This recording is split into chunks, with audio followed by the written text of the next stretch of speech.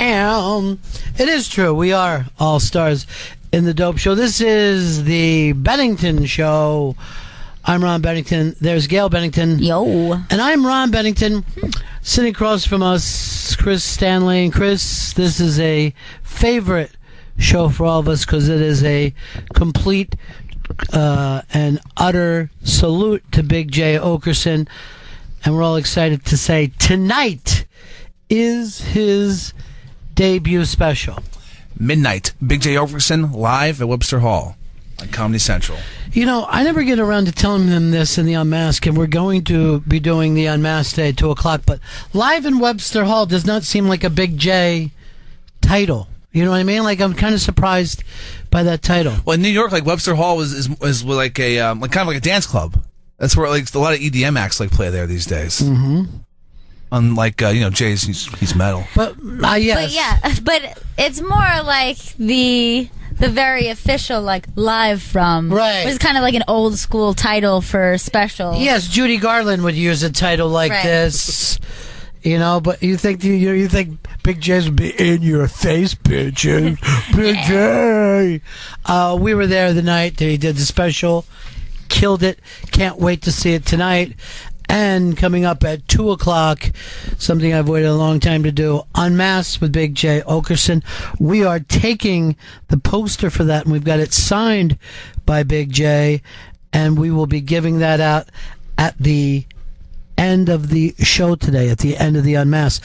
But throughout the show, we're only doing appearances by Big Jay Oakerson. Yeah! If you don't mind me saying, It's a dope show. It is a dope show.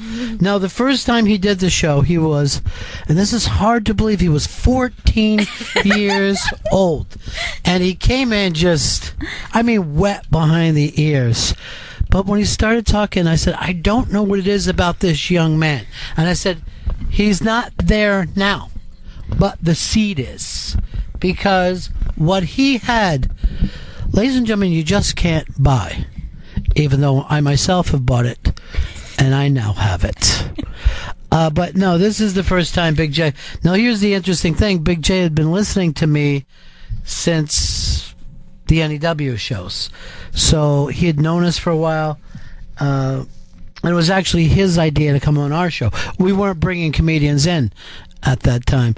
So Jay came in, we all liked him, we started bringing him back, and then unfortunately he started to bring, Dan Soder, big Louis J. Gomez, Dave Smith, and then Jay's girl Christine started to hook us up with a lot of great comedians. So if it wasn't for Christine, we wouldn't know 90% of the people that we know now. That's kind of amazing. I didn't really realize how much that had changed and impacted the show. Changed everything. So, in the Unmasked, Jay brings up about the way that we kind of changed his career trajectory a little bit.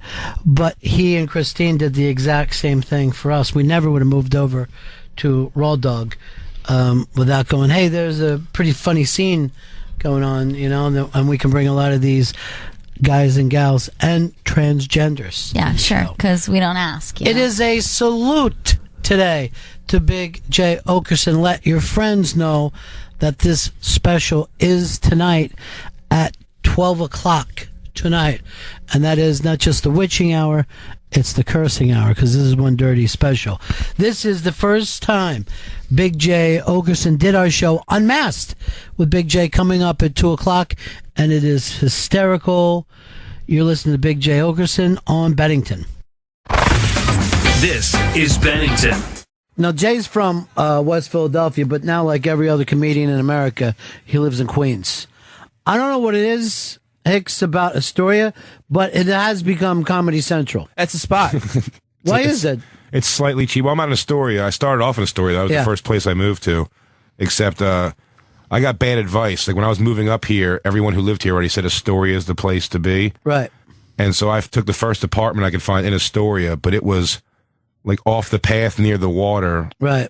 Like right around the corner from projects. Like a terrifying.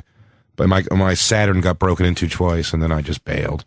That's basically your neighborhood, isn't it, Hicks? Where you're close to the projects. Oh yeah, that's and close exactly to the water. Probably 21st Street. Yeah, I was on the other side of 21st near Mount that's the Vernon. Astoria projects. Right. It's really shitty. And there's no fucking trains. It's just fucking weird. That's actually gotten nicer now, but a few years ago, Some it was people shit. were telling me though those projects is the birth of hip hop. That they came right, literally out of that. Or the Queens spot. Bridge. Yeah, the Queens Bridge. Yeah, so there's an argument, I believe, between the Bronx and, if my black history serves me correctly. It should. It should. I do believe, it's an argument between the Bronx and there. But I lived, I live in that. And I also lived in a house that was, like, owned by a repo man who looked like Travis Bickle. Right. Like, literally had, like, a crazy-looking guy. He owned the house with his wife and daughter, and I lived there. And he used to, because he would have, like, Mercedes and all these, like, crazy, like, pimped-out cars in the front yard. He had like a padlock on a gate outside. So if you were being chased in any kind of danger, you had to like open 8 locks to get into the house, which was nightmarish. Luckily, nothing happened. Nobody ever came for their car. But isn't it the strangest thing though? Is like the most paranoid people then keep shit out front that they got to worry about. Yeah, they want someone to fucking. Yeah, come you fuck kind with of get them. the feeling. Like, I'm going to leave some gold out here. And then I'm going to fucking lay it on the ground with a gun. what's the What's the worst that could happen? Here's the weird thing. For a white person, you look like as much trouble as there possibly can be. Yeah, I'm such a softie at heart, though. Yeah. Right now, I'm trying to quaff a look here. I'm 34. I'm a little lost. I am wearing knuckle gloves and a lot of accessories. Yeah, when you're wearing knuckle gloves right off the bat, we're like, what is this guy? Fucking... showing up to fucking be the bouncer of Sirius today? Or deliver a bike message. Right. What were you worried about happening today that you needed to put those on? Oh, nothing. Somebody recognizing me without wearing them. Your palms were just cold. That's right. So that's what this is? This is like a look for you? Yeah. Yeah. Yeah, absolutely. You know what it was? I grew up, and when I started out in comedy in Philly, I started on South Street at the Laugh House, which is a all-black comedy club. I did the all-black comedy circuit for years before I ever like broke into the mainstream rooms. Why was that? Why did you feel more comfortable? I wasn't more comfortable. It was just the only club in Philly. Philadelphia kind of shut down on comedy for a while. And all they had was this one. There was some open mics, but it was one like club promoted by the hip hop station down there. And I very quickly morphed. Like, I completely pandered almost immediately. Sure. I wrote my first set about whatever Jerry Springer, and then 2 weeks later, I was literally wearing FUBU jerseys, and, like, I'm Jewish, but I had a big silver cross, like, chain that I wore. Yeah, I rolled my pant leg up on once, like, anything just to get by, and all my songs, like, what's with P. Diddy's new jam? You're right. And I did, you can't have no superheroes in the hood, and it's all kinds of shitty jokes like that, but I just went right for it quick. So then it became comfortable because I knew how to like pander to the crowd. The fun part was kind of going back after doing it about 10 years or so and like doing some of the black rooms now and doing it, trying to do well with like, maintaining my dignity in some way. Instead of you get over now? Can you come in as yourself and get over? Sure, and it's not immediate. That's what's kind of fun about it. I kind of like the breaking down process because like you kind of go into a hole at first and then they almost have to respect you for sticking to your guns. It's almost like it's fear. It's like as soon as they smell fear, right? If you make any kind of like even like semi-black joke and you deliver it with almost like a question mark at the end, like you know what I'm saying right? with you black people. Right? Not all everybody, not everybody, not all blacks. You guys are the good ones. Quite a few blacks do this. Maybe Rumor has it. I don't know. I'm going to tell you something that some of you people do, but certainly not all. I mean, maybe even a minority of black people. Now, I know it looks like I'm describing 50 to 60 people in this room right now, but not you. Not exactly you. It's the weirdest thing and it really is Darwinism, is that you cannot show fear no matter what you're doing in life. And Fez, this is what we're trying to tell you about the gay clubs. You're tiptoeing into the gay clubs. You fucking got to go in there like fucking your cock is the present that you're bringing to these guys. Like a gay Terminator, but like in a good way. Gotta come like Kanye West, bust into a club. Let them know you've arrived, holding your dick. You've got to fucking get out of this. You know, like when you're even saying how you'll only talk to the bartender and those weird questions that you ask. You can't imagine what a fucking turnoff that is. Yeah, it's a very timid approach, but I think the fear of the rejection is so huge. That's the thing. You have to be okay with rejection. But when you're walking into like a gay club, though, it's like maybe that's kind of like a meat markety kind of. I think it could be intimidating agree. rather than walking into a regular bar or club and just kind of like Here's trying what to I use don't your understand. gaydar. He fucking will come home. He can't get picked up. These guys are going to stick their dick into a fucking hole in a bathroom for something and to just go around know it. that it's going to get sucked on the other side. Which, by the way, is trust that I'll never understand. I could not fucking trust somebody with my cock on the other side of a fucking board. They like it. They like the fucking scariness I of always it. thought whenever I see a glory hole, it always looks like uncomfortable. There should be some kind of maybe like a leather lining or That's something a too. I really don't good wanna point. Put my dick through a wooden hole seems like uncomfortable to It begin just with. seemed like you're asking for dick splinters. Jagged. And I'm also uncomfortable with how thick the wall is that I'm putting it through. It's going to make me feel really teeny. You want a nice thin glory hole? Yeah, just like an old saloon door or something. Like you just plywood? gotta plug it. Particle board. But seriously, like, look at the way these women here are fucking helping Oh, themselves. that one is lined. Yeah. Some duct tape. That's nice. It's catching on. But right away, what's not to keep her from tying a fucking wire around that thing? I want to know what's going on over there. It's okay. It's gloryholegirls.com. Oh, is that what I don't trust the glory hole girls. Yeah, I have to see what's happening to my pee hole. I'm always afraid someone's going to put something in my pee hole. That's See, my nightmare. that- That's a nightmare of my life. By the way, that is a big thing in the gay community. Putting things that they in your like pee to hole? go in, yeah. Who was that fucking photographer that did all those pictures? They used to bust the shit out of them for it. Pee hole pictures? Yeah, and it would be like a finger would be going in and shit. I couldn't And he even would guess put that's these humanly pictures. Maplethorpe. That's his name. You Bob got his- Maplethorpe? Future Man's fucking younger brother? Future Man would be a Maplethorpe too.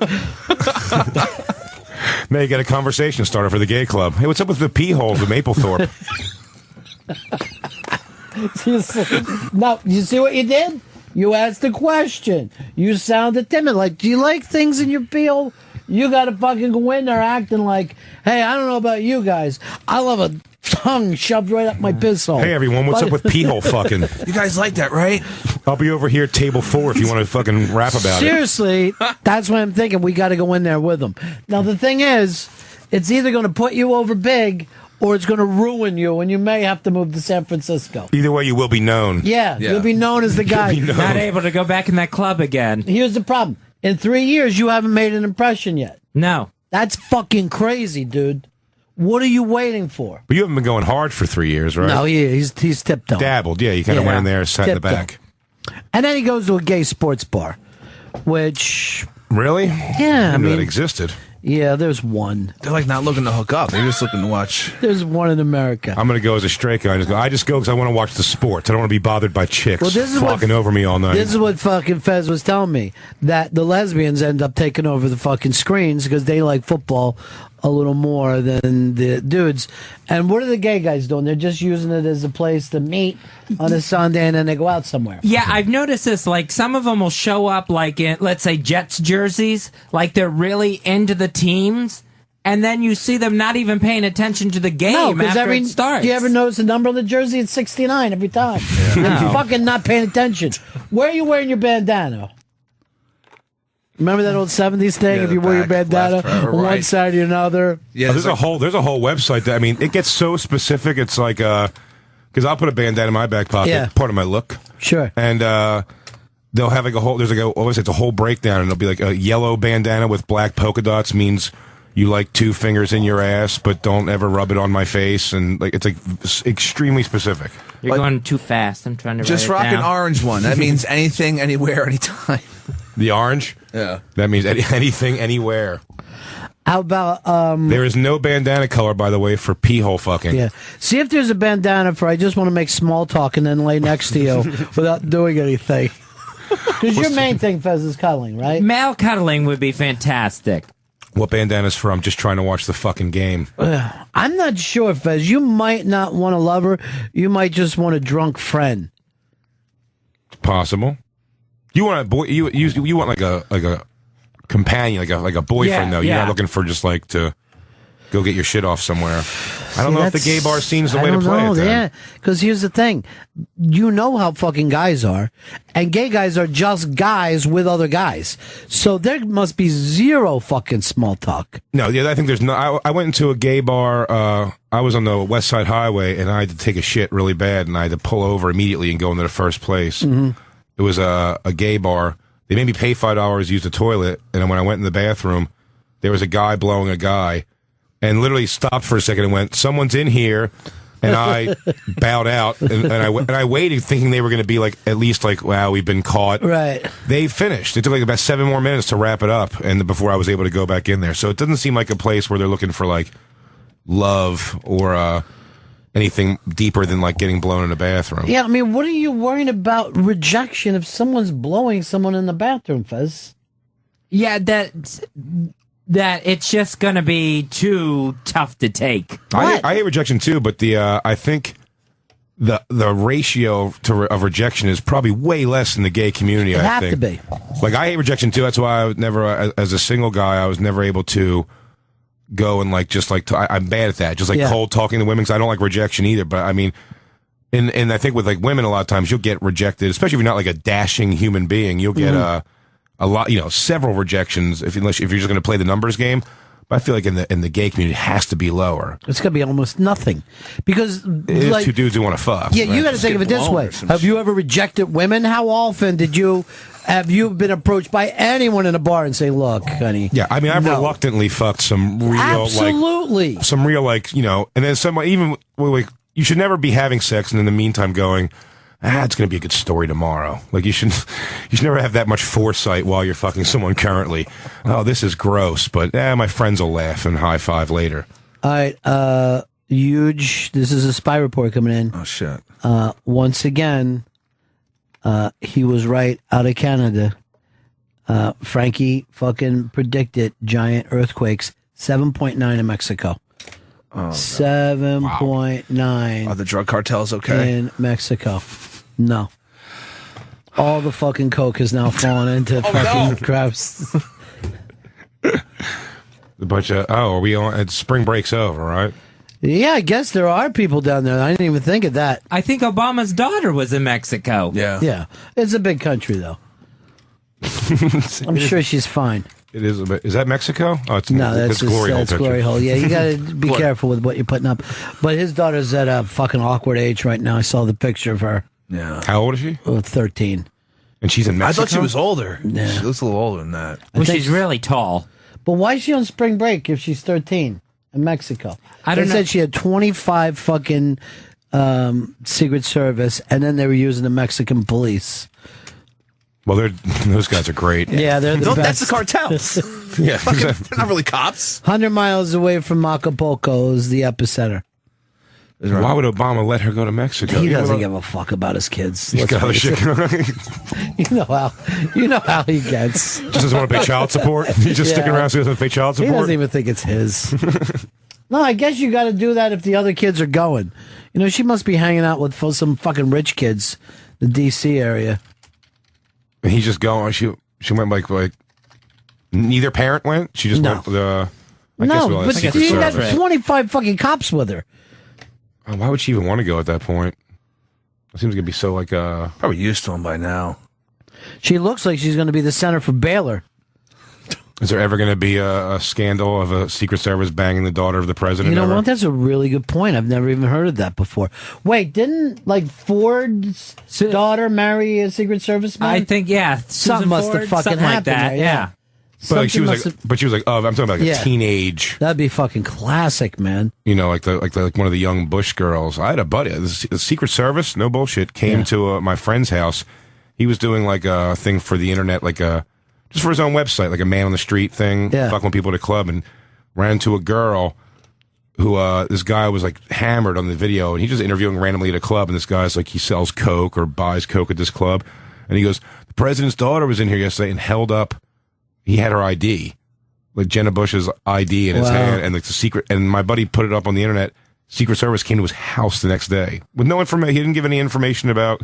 Right. Just from his website, they were able to backtrack to find his home address and track down the guy. It's pretty crazy. And like, give me the ID right now. Well, he didn't have the ID, but he was able to like send him to the direction of the He had club no where problem ratting. Everybody's dropping down. Not even- But those fucking guys showing I up. think he was growing pot on the roof too. So Yeah, he was kind right. of like, "Hey man, whatever you guys want, whatever you want to do right in this room, Just don't come it's in. cool. Let's not walk around anywhere. You guys could toss this place, but please don't. My grandma's sleeping on the balcony." This is Bennington. Oh, and there he is, Big Jay Oakerson on. There's a little clapping. That's Big Jay Oakerson's first appearance on the Bennington Show. Now, we're going to be playing something in just a couple minutes with him, Dave Attell, and Jermaine Fowler when they were doing Dave Attell's Live at the Underground. Coming up at 2 o'clock today, though, it is Unmasked with Big Jay Oakerson. And at 12 o'clock tonight, it will be Jay Oakerson Live at Wembley Hall? Webster Hall. Webster Hall. Webster Hall. I like to call it Wembley Hall because I'm from London and I play soccer. That's a lot of fun here. Boy, his voice hadn't even changed yet, huh? I know. He was still just a baby. He was a baby Jay. Little baby Jay. Mm-hmm. I'm so excited for this special tonight, and I feel like because you guys are so close, Big J feels like family to me. I love hanging out with him, and I love Christine, so I'm very excited for tonight. We will have a chance for you to win the signed poster, and this is going to be a collectible. I mean, right now it's worth $0, but this is the start, right? Only up from here. Yes, it's only up for here. You got to understand something. If this takes off and it becomes the biggest comedian in America, it is going to make a lot of money. But if he does something else, like kills Christine, and then, that gets on the court TV, Sure. This poster's going to be worth a lot of money.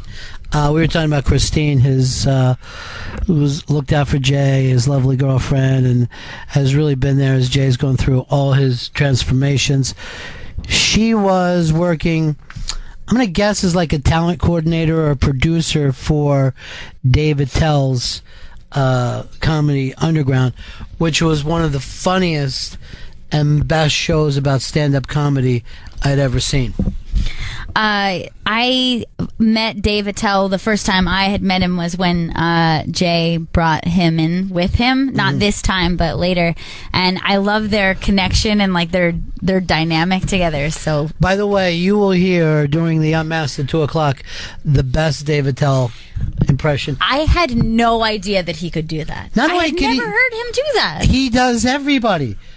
Jay can do everybody. It's amazing how many of these that he does. So, 2 o'clock, it is Unmasked with Big Jay Oakerson. First responders, your chance to win what I consider just a priceless signed poster from this event. And then tonight at midnight, it's Big Jay Oakerson live at Webster Hall, not Wembley Hall, as some people are calling it. Big Jay Oakerson live at Webster Hall on Comedy Central. This is just a great lineup that dropped in to do the show. Big J, Dave Attell, and Jermaine Fowler. You're listening to Bennington. This is Bennington.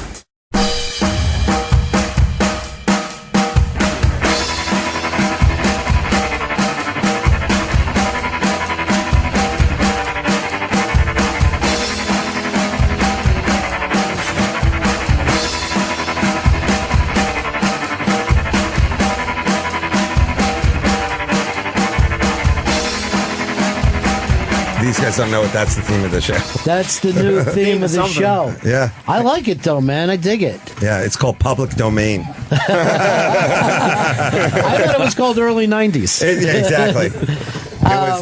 That's the Comedy Underground with Dave Attell. That's the theme song. And this show is pretty edgy. You had to put it on in the middle of the night, I guess. Yeah, let me just give you a quick rundown. First of all, thanks for having me on. This is the first time I've ever gotten that. I've listened to many rides with Jay Oakerson, who is I believe, the next co-host of this show. We hope. Right? I wish. We hope. co-host. You know what's funny? Every time the joke is made, I get a little like, maybe they will offer it. Seriously. Colbert was feeling the same way. Exactly. Now look at him. Now he's flying. You moved up a notch. Don't you guys need a Jimmy Norton of some sort? A gigantic Jim Norton? Yeah, Jimmy's job was to push Anthony out of the way. Yes. That's what we're looking for. This is real Game of Thrones going on here. Always. Backstabbing and whatnot. Always. Either way, I'm hosting this show. It's Comedy Central show, but I really think it's a great idea. It's a late night showcase show of like some of the funniest guys, and two of them are here right now. Actually, Jay Oakerson and Jermaine Fowler. Hey, we are missing the third man of the team, that is Joe DeRosa, but it's a show about uncensored, unfiltered comedy, and I'm hosting it. And it'll be a weekly show. 8 shows, yeah. It's a weekly show. It airs right after my special road work this April 12th at 1 a.m. So that's how much they believe in it. They put it on at 1 a.m. But this is where they can keep the FCC off your ass, right? I guess so, yeah. Yeah. Well, I will say this. In the first 2 minutes, I heard the word cunt twice. And there you go. That's unusual. That's great. Jermaine, you crushed. It was really it was really a great set. Appreciate it. Thanks, man. Nice set. You brought a sense of professionalism to the show that night. Well, I didn't think I would even fit in with that whole lineup, but I'm Racist. happy. Yeah, that is. Those old white people. It was my hair and all that shit. Yeah. I just feel like they were trying to reach a quota, but they did, and I just feel like they just needed me for one reason. Thanks. Now, Jay comes out, destroys the room, but here's my favorite part of this. They do camera work where you see during your set, and I'm not giving away what you're talking about, women cringing and going down that's great. to the left. Thank you. There's a wince. A wince takes place. All to And the left. The only time, you see this in subways when someone's acting insane and you know you're stuck. And you think that moving inches is a way to save myself. I'm like a Subway angry poet. Yeah. The beauty of the show is that, like, it's great to see the guys do, I know these guys and I've seen them, at the Comedy Cellar, and, there's a lot of Comedy Cellar acts there, but it's also guys that I've been on the road with for years that you would know since you know comedy. Yeah. Schubert, Jimmy Schubert, Tom Rhodes. Love those guys. Really, really funny people. The new people, like Jermaine, I consider, this guy is going to be a star. He's huge. I'm lucky he did it. Mm-hmm. Jay is a powerhouse. There's no better way to close the show than with Jay. But then we also have some of the, I guess you could say, the celeb comics drop by. Like on the first episode, Jeff Ross, the Roastmaster. We got Amy Schumer. We got, Norton. We got Artie Lang. They all came by. They did me a favor. And they all and it helps because it supports these other guys that some of them a little less known, but like you said, in the clubs, they're already destroying, which is great. But it also, I don't know whether it's because cameras, but the underground looks so great. Doesn't it? It really looks fantastic. And I was thinking, watching this, I remember when I was a kid, and there would be comedy albums, and I used to imagine, like, where does what this is it? take place? The underground looks like what I had in my head when I was 14 years They did old. a great job with it. They really did. Well, comedy's not for me. Like, I used to watch comedy growing up, and it was cool. And nowadays, it's just watered down. Like, the late night sets look just boring. And I first saw the cuts for Dave Attell show, and I was like, this looks like some I just would love to watch. What do you think they did? They smoothed it over too much? They get tracking shots, and they got smoke machine, little fog machines a little bit to make it look like, gave it a good aesthetic, I think. And I'm just getting sick of comedy on TV, and this show just looks dope to me. And I'm just watching all the sets, and I'm going to speak to that. Sorry, Jay. You also just rarely get like television stand-up in a club setting. It's usually when you do a theater, they said late night, or even the late night things, like they're like in bleachers, like 25 yards away, and like to the left, and you have to like kind of look up to the. It's very don't look good. It's not bizarre, So it's like to have this situation where it's like, you see like the heads in front of you and stuff like that. Like, I guess Caroline's Comedy Hours left, but that was very vanilla. Yeah. And go ahead. Well, the crowds for our show, they weren't told to do something. Like, I know most stand-up sets on TV, they're told, we got to get warmed up, do this when he says that, and all. It just seems disingenuous, you know what I mean? So this show, they were just like, hey, just fucking do what you want to do. And the way you edit it out. Yeah. I heard when you edited the show, like, you didn't want canned laughter when they weren't laughing, you know what I mean? It just sounded like a real actual club show. And well, I'm glad you guys liked it because, if you know me, what I'm about with the comedy, it's really about like. This show is not my idea. It's not one of my crazy ideas like the Dave's Old Porn or any of these things. It's really, this is like for the comics, really. It's their show. So I'm just hosting it. They came to me with the idea and I was like, this is a really good idea. It's definitely timely because, even though like, you might consider these guys like, like a little blue, whatever. They're not that dirty. Right. Their jokes are smarter than they are filthy. And I'm like, unfortunately, we live in such a PC world that like that is considered now dirty just because you might talk about an inappropriate topic. If I could give some away, let's say Jay's horse fucking bit. Right. It's like, it's a not solid dirty. bit. It's got a beginning, middle, and end. And, I stand by the bit. I think that's a great bit. Structured well. I don't know why I can't get the Letterman people to think that. Yeah. They think it's dirty. Insane. They're like, You it's mean dirty. the Colbert people? Yes. Who cares what the Letterman people think now? Well, either way, what I did is I did the Roadwork special, and that's why, I figured I'd take some of the best elements of that, which is like a lot of handheld camera from the audience. We give people the audience camera. GoPros. We did it in a club. We tried to do it as like low budget as possible. And like Jermaine brought it up, it's like comedy on TV is either so like an event. Like you expect to see like, Cirque du Soleil behind the guys he's telling his like, joke about his girlfriend. It's too much. Or it's like really, really, really just low key. And this is the in between. This is like where the guys do the shows. They do them in the clubs. So it's a club show. It's a late show. It's a dirty show. And it's not for everybody. I'm not saying like, it's for that crowd, the comedy fans that really get this. How long do you have each comic do? They doing like 6? 3 minutes. 3 minutes. No. I had to cut them down. I did 14 minutes. Yeah, no, they all went long. Yeah. They all went long. But we only could do like 4 to 5 minutes each. Well, see, I think that's great. And, it is particularly good. for the young guys, because this is weird. I was just talking with Dave Clark from the Dave Clark 5 today, right? So back in the 60s, they all come over. I went and looked at the track listing on this. Most of those songs, he had like 20 top songs in a row. They were like 1.5 to 2 minutes long. Wow. And that was even back then. So it's really tough. A lot of times, if you'll see a young comic and they're doing a half hour, at a certain point, if you start to get into their B to C material, then you're like, I don't know if I like this guy at all. You forget that he had some really great shit. Strong stuff. Yeah. The problem with that, I think that's the problem with like a Last Comic Standing type show, is it would get these guys like well known for 4 minutes, and then they fire them out there in the world as a headliner, and then they really don't have much more than 4 or 5 minutes. But there is no reason. The other thing to go out though is like if they could come up with there's got to be a different way to present comedy than we've been doing since 1974 or whatever. I agree. It's called Comedy Underground. Yeah, that's Sorry, it. I'm very self-promoting. You today. should be self-promoting. I hate myself because again, if you're in the suburbs, this is the kind of place that you would say, right? Oh, that's what you're able to do in the city.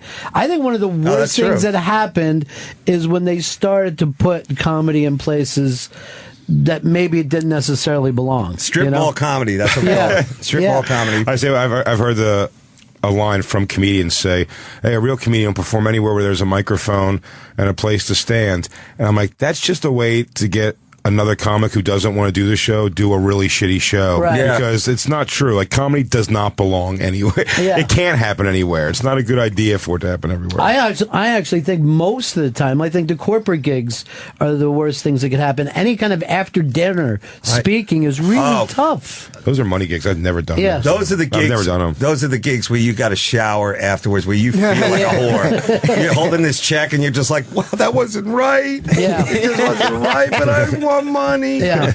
It's horrible. I really do think that there was if you really go, what was that Llewyn Davis movie that was just out Inside this year? Llewyn Davis, yeah. Yeah, Inside Llewyn Davis. And when they were doing like the folk scene down in the village, at the same time, that's when Bill Cosby was breaking out, Dick Cavett was breaking out, Joan Rivers, all these, Woody Allen was playing there. These people that came out of that setting were doing such smart shit because I think that they were going for a smart audience. Yes. But when you take young comedians and say, go into any environment and make people laugh, you're going to go as stupid and dumb as you possibly can, That's a really good point that, like, when you think of, like, Joan Rivers, I'm glad you brought up that name, because she is a road warrior. I mean, Right. like, everybody saw that documentary, Joan, A Piece of Work. That was a great documentary, man. And I have to tell you that, like, seeing her doing a gig and being heckled Right. at this point after 60 plus years, Yeah. you know, you're like, it never gets better. It never gets worse. Right. You know, and it's just a continuous sameness to the experience. And when I did the panel show with her for the Jeselnik, Anthony Jeselnik used to have a show on Comedy Central called the Jeselnik Offensive. Yeah. And we were all supposed to come with our material to do on the topics, you know, and I don't like it like that. I like this more like freeform. But Joan shows up. She's sitting right next to me. I never met her before. Pulls out her cards, and she has her jokes ready. And I was like, she wrote her material on the plane or whatever. I was like, I was really impressed. It was like, I was like teary eyed. I was like, oh. I felt that I had the same experience with her. I was talking to her about material, where it comes from one day, and she opens up her purse and pulls out cocktail napkins, stuff that she had been writing in the back of the car, just as ideas. She's 80 years old, and has been swinging from the floor, right? Absolutely, just swinging for 50 years and not giving a shit. You know, on the flip side of that, when I was on a show called Z-Rock on the IFC channel, which was like uncensored, you can curse on there, and she was on it too. Joan Rivers is a character. And it was done like Curb Your Enthusiasm, where it was kind of loose, like a loose script. You can kind of make up your own lines as long as you stayed in the storyline. And the first thing, on the first day of shooting, her first line, it was she was supposed to insult this girl, and she was an extra too. And she just goes, "With a nose like that cunt better swallow." That was her first thing. I was like, this chick rule. Because in my mind, I was kind of like, Joan Rivers is going to be all kind of, I was like, kind of like biased. And she was like, I was like, wow, she's awesome. That was her first made up line on her own, is that cunt better swallow. Man, that's fantastic. But see, this is the thing about America. Why do we idolize Betty White? You know what I mean? And Joan Rivers honestly should be on the Mount Rushmore. Seriously. We should knock one of those fucking presidents off. That's weird. We can only have one. Betty White or Joan Rivers. Come on, America, make a choice here. There should be a vote. There's no room for both of them. No. They can't coexist. No. Well, I'm trying to think of who said that before. Maybe it was Murphy.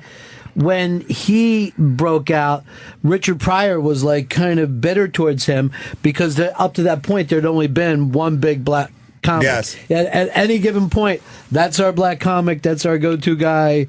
So the other guy goes away for a while. I'm reading a book now. Like, I don't want this to just be about like the fun of like, I want these guys to like have their, like, I want to hear what they thought about the show. But I'm reading a book right now, Flip Wilson's book. Did you read this book yet? No, I haven't read it. Okay, well, this is like, because Flip Wilson, I think we're kind of the same age. I'm 49. Okay. It's like, I remember as a kid watching my dad watch Flip Wilson and him just loving it. And like, I liked it too. And I know there's like some issues with him, like in terms of like, was he a sellout? Was he whatever? He's also an innovator. He was like the first real big star on TV outside of Bill Cosby, So, but just like the backstabbing of, well, whatever, the competitiveness of comics, it's amazing because like Red Fox is like knocking into him, won't talk to him, and then he's the one who tells Johnny Carson you got to have him on the show, and that like makes his career. So it's really cool because I don't know, I'm a fan of both of those guys, Red Fox and Flip. Yeah, and you got to, I guess Hollywood itself is so competitive that you have to understand that people are. It's set up to bring out the worst in people, and that's why what you're doing here with the show. We're going to get back to the Comedy Underground, but just saying, here's some dudes. I know them, show them off to people. How cool was that? What was the experience like for you guys? Well, be able to come into that. You want Jay? You go first. I feel like I showed up a This little is late. called dead air. All I'm going to say is this. I'm lucky to get both of these guys because I know he's due. I'm talking to Jay. Jay's due an hour special. I don't know where he's going to do it. If he's going to do it at a network, on a website, at a state fair. He's definitely due an hour. All three of those are going to happen. This guy used to open for me. I can't follow him anymore. I wish that we're on TV right now because I like to watch Jay when he's getting a compliment. When you were putting Jay over, he wants no part of a compliment. I don't know what happened to you at one point. Jay, like a rescue Keeps the dog. wall up. Yeah, like a rescue dog. You just want no part of it. Raw Dog Comedy. Sirius XM 99 and on the Sirius XM app. This is Bennington. It is the Bennington Show on a Friday. So excited to be here today to let you all know that an Unmasked that I've been waiting at least 3 or 4 years to do, Big Jay Oakerson, our buddy, at 2 o'clock. There's going to be a first responders contest to win the signed Unmasked poster the Big J did. But this was one of my favorite Unmasked of all time, and it happened before Jay and I even speak. I was so moved by the reaction that night that it became one of my favorite experiences. Being in the audience, I was so excited Drunk? for the I mean, Hammered. yeah. You know, you need a little drink to unwind yourself. You have a little tension. I was producing the night. Sure, you gotta have a little cocktail. Let's wait till after the show, though. In the future, I will. But just sitting in the audience, hearing the way everyone went so crazy for him, I immediately, like, my eyes started welling up. I was really, really moved. Is that what happened? I thought you were hungry. I see her like that. I'm like, she's got to get something to eat. Blood sugar. She's She's had yes. too much to drink. She's had too much to drink, and there's such a thing called alcohol poisoning. And I thank you for the concern. This is one of my favorite segments of all time. It was in the very early days of the iBang, and Big J was dumb enough to allow us to put up a very early headshot of his. Now, when we do the Unmasked, and it's coming up at 2, he talks about the early part of his career, which is so ridiculous and so misguided. But this, look, this. Good. First of all, it looks like he shot up a gay disco in Orlando. I love that so much. Yeah. I'm shocked. Yeah, that's a very serious, but also moody, weight of the world Yeah. on his shoulders, I guess, bullfighter. You can go over to the Bennington Show Twitter. We'll have it up right now. But this is the early thing. So people started to basically turn it into a meme and comment on it. And we were all laughing crazy, but no one enjoyed it more than Big J. He was dying that day. I can't believe what a moody, sexy look he's doing. Yeah, he's a very Like, moody, sexy guy. I mean, he is really making eyes. Yes. This, if I was the caption, it was like, "Oh, Christine, I think I'm ready to blow my load." That's what it looks like to me. Vito, what would you call this? I would call that Guinea Supreme. Yeah, it would just, yeah. He's allowed to say that. He's allowed to. That's his It's words. people. What would you call it, Chris? Sex bomb. Okay, sex bomb. Sex bob bomb? What do you got? Blue steel. All right, Blue Steel. There he is. It's Big Jay Oakerson at his sexy best. When you listen to this, though, it's really one of my favorite days he's ever been on the show. Coming up at 2 o'clock today, it's Unmasked. And then tonight, it is live from Wembley Hall on Comedy Central. Webster Hall. God, I've done it twice now. No one's going to watch the show because I keep saying it the wrong way. They're going to show up at the wrong place. Yes, everybody's going to go to Wembley Hall, Webster Hall, named after an adorable, 1980s sidekick. This is our salute to Big Jay Oakerson. This is the Bennington Show. This is Bennington. For like money or something. It's funny you say the thing about me and Elvis. Someone did this before. My old headshot. This is bad. This is a bad for early headshot, and they side by sided it. How ridiculous is that? I saw a Dane Cook headshot where he was wearing like an open button down shirt with the collar outside of the blazer, and it really made me want to do it. And it's a terrible, Well, what's funny ridiculous about it picture. My is short hair. The look alone. This is 1978 fucking look. Like, you wouldn't have been able to do this at the time. But you actually have a look with the short hair and without the beard. My chest beaver's hanging out. Yeah. And it's it's pretty ridiculous. It's It's fucking great. With a giant lapel. Yeah. What the fuck? I don't know why I had my chest hair hang. It's not anything. It was very not me. That's why you wanted it, to try to prove people, hey, some regular guy's coming in. It ain't me. Oh, let's put that up on the iBang. I don't even know how to do that. All right, yeah, we will put it up. We could do a caption contest on it. Who's hotter, Young Jay or Elvis? Young Jay or you Young Elvis? Put it up? Sure. Email it to me. Yeah, email it to Chris Stanley. He'll make a Gizmote, and then. Am I going to that too much? I mean, that's my thing right now. Ron Gizmo Bennington? No. You're nailing it. Came up, Hey, everybody, it's Gizmo. Who here's ready for a Gizmo? It's Jiz and me. One of those black comics are just like, I'm going to give you a chance to yell out, too. Oh, my God, there's the picture. Up on the iBang. Young Big Jay Oakerson. I really have a dildo. This is not a guy I would get along with. No. Nor should you. That's not a guy I want to be friends with. And that guy is at least 50 years older than you are. Oh, yeah. That guy's stuffing a pocket square into his fist, and it's not going to be there when he opens his hand up. And anywhere from 1958 to 76. That shirt does not exist anymore, except Southwest Airlines.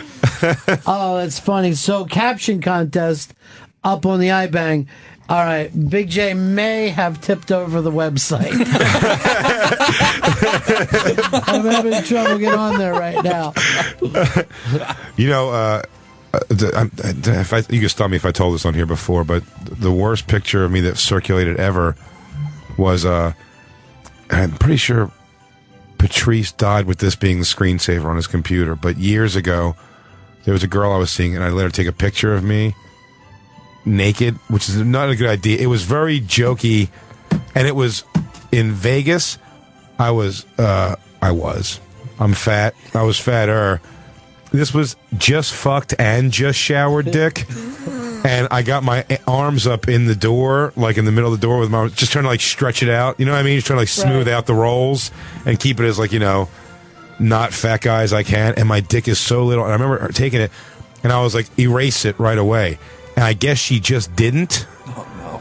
And then when she got, eventually when it ended and it was bad, I went to Africa to do gigs for 3 weeks. It was a comedy festival. And it was bad. The whole situation was bad. But I just one day, just before you could get an international cell phone, this was about a decade ago now. But I called one day. I was like, you know what? I'll call from the hotel phone. I'll call and check my messages from my cell phone. And it goes, you have 19 messages. And the first one was my buddy who's gay. And he goes, hey, pal, I was just fishing around on Craigslist, men looking for men. And he goes, and there was a picture of you naked. It is you. I don't know if this is something that you wanted up there or something, but it lists all your TV credits and your phone number. And then the next 18 messages were just dudes who, I was the belle of the ball that day. A lot of guys wanted to fuck me. And in fairness, 6 of the calls were one guy who was, I don't know if she was communicating with people and pretending to be me on the computer, but there was a couple guys, but they all called me Bear. They'd be like, what's up, Bear? And it was flattering, but it was tough. But here's the thing, but all my friends flagged it. Like, they found out, the word spread obviously very quick through comedy. And everybody flagged it, but after they took it and put it on their own computers to have it, and I'm pretty sure Patrice died with that being on his desktop computer. I just backdrop a picture of me with my dork out. What is wrong with exes that they would do something so horrific? You know what I mean? Like, is anything that bad that you're going to do that to a person? I was pretty funky how that ended, but it was no, I still should. There's no one I hate mental illness enough to do that. It's funny. It's a big guy. I would get so excited to be with a girl who was like tiny at all. That this particular girl was really tiny, but like very. She was like really thin. She didn't have any titties, or her ass was flat. I remember I had a naked picture of her. And I remember trying to brag to Patrice about how hot this chick was I was fucking around with. And I showed him the picture, and it was her just opening a towel up and standing right in front of the thing. And Patrice goes, He goes, ew. I said, what do you mean ew? He goes, she looks like Buffalo Bill from Silence of the Lambs. And then it sort of did, and that just kind of ruined her for me in my eyes. And it was a slow decline in the relationship after that. All right, I am willing to ban all your new little fucking sissy friends who refuse to play the game because they like you so much. Oh, they're like, no, I could never say anything about Jay. Sure, they could. Go for it. Here's some of them. Buy My Big Man Stink, Jay Oakerson by Jay. Got any Jew in you? Would you like some? I do look like a baller Jew. The transformation of KD Lang is complete. Meatloaf meets Menudo. You mean to tell me that I have a son that's a centaur? What's Jay short for? Johnny Bravo, baby. That's not chest hair. It's flaming desire rising from my nethers. Drakkar Noor, more like Drakkar Moore. Oh, these are fucking great. And then you get to Liz Sets Fire and she's being a pussy, which I wanted to call it something else. Proof is being a pussy. Nargzito's being a pussy. Big J, more like Big Cock. If Richard Grieco and Peter DeLuise made it, it's the fuck me eye of the Jew.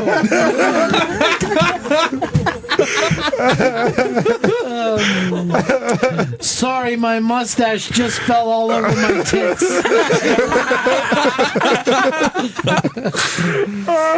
Oh, I could never say anything about Big J. I'm a fucking pussy. Oh, fuck. I really do look like a diamond dealer. Yeah, bring in the pit doc. Great pit doc is here. Funny. All right, here's one I love. Wow, Artie Lang really did hit rock bottom. Brosy O'Donnell. Charlie Sheen not winning. There's a real Estevez look about this. There's a total Estevez look about this. M4M, well, you ended up on that. Yeah. You even had that happen. All up on the iBang now, which, believe me, is running really fucking rough. Pitzok, how are you? Hi, Ronnie. Just a little tired from lugging stuff around. I'm sorry, I didn't want to put you through the trouble. For lunch today, screw all the talkbackers. Yeah. Because you had them on last week, I went to one of Daniel Ballud's restaurants. Oh, shit! Somewhere there, and I got DB burgers, which are hamburgers with apparently short ribs and pate inside. Oh, my God. Oh. I got 6 of them because I heard Jay was here. Oh, nice. too. I didn't bring any drinks, though. What? You're gonna have a beverage. Well, I told Chris that last week. I wouldn't Chris, what happened? We had beverages. They're here. Where? But you know, I'm sitting here. There's no beverage. And for dessert, I said screw pumpkin. I brought a maple pecan pie. Oh, nice. It's too much. And any Oxycontin? No. Funny you should mention, though. Yeah. I did get some stuff I use when I do suturing. I figured Chris could use this because these little cups you use for cleansing things, they're make good indestructible shot glasses. Oh, great. And then these things are good for holding things. Small things. Hemostats. Oh. Yeah. So I brought Always like light that. up. Always like the hemostats. I've never those used, are but I've cool. always wanted to listen to, like, you know, like a mountain album and use hemostats. Yeah. Here you go. Take those home. And then because it's the season, I got you maple syrup. One for Chris. No. Too much. It is too much. Too much. Pit Doc is just too good to us. Thank you. And a bigger one for you. Oh, yeah. Thank you very much. Well, you know how these guys are always making breakfast for themselves at their house. I also got you some shirts, T-shirts. Oh, beautiful. Just killed it. All right, I want to read off some more of these stuff up on the iBang about Big J's young picture, which just looks fabulous. Vito, take a look at your future. Big Jay Oakerson on the dick. I like this. I thought Pepper's dad was dead. That's nice. What the fuck? Well, you got that Jim Morrison picture of your dad. You've been invited to Jay's bar mitzvah. How about you owe 20 large? Pay up. Oh, nice. Big Jay Oakerson. My name is Jay Oakerson. Wanna fuck? Come on down to the Bears Club where you can suck and fuck. Hashtag full homo. 21 Gump Street. Look, John Belushi is doing Casablanca. In an alternate dimension, there exists a radically different version of Barry White. Bedroom eyes with a barroom smell. There it is. Sweet stuff, though. Sweet stuff. Oh, you got more stuff. I got T-shirts, Ronnie. All right, hell yeah. K-Billy's Super Sounds and But then you might want you might want it. You might give this to Chris instead because he likes it. But I kind of think this kind of sums up your life. Yeah. You're killing me, Smalls. Oh, that's great. Fuck yeah. That's great. We'll be wearing those everywhere. All right, here's some of the more stuff coming in for Jay Oakerson's young, attractive promo pic. Never got used, actually. Yeah. Never got duplicated or anything. Yeah, no. It existed in one, just like my MC Hammer pants. I got laughed out of it immediately, and it never became a thing. Here's one that says, "Hey, that's the guy who sold me carpeting." It is a little bit of a Middle Eastern thing going on. Where it's a great like real estate agent. And the knees are scuffed. Pussy magnet. And Oliver Platt really wants that role in Honeymoon in Vegas. Here's one that says, "What, this isn't the young Louise Guzman headshot?" Very popular. Fez's Subway lover. Well, we'll have to get an update on that sometime. And I could never say nothing bad about Jay because he's so funny. I was so good at the bit. I saved a man's life that day. Yeah. Brought him back from the brink. I don't even think he's got cancer. There's something weird about a dude that has cancer and hops on a fucking plane to come up and party with his friends. One last thing, Ronnie. It's Halloween, so I brought some candy for Hicks. Oh, that's nice. It's so nice. Oh, this looks so nice. It's a way for you to hurt two parts of yourself at once. Jim Beam chocolate.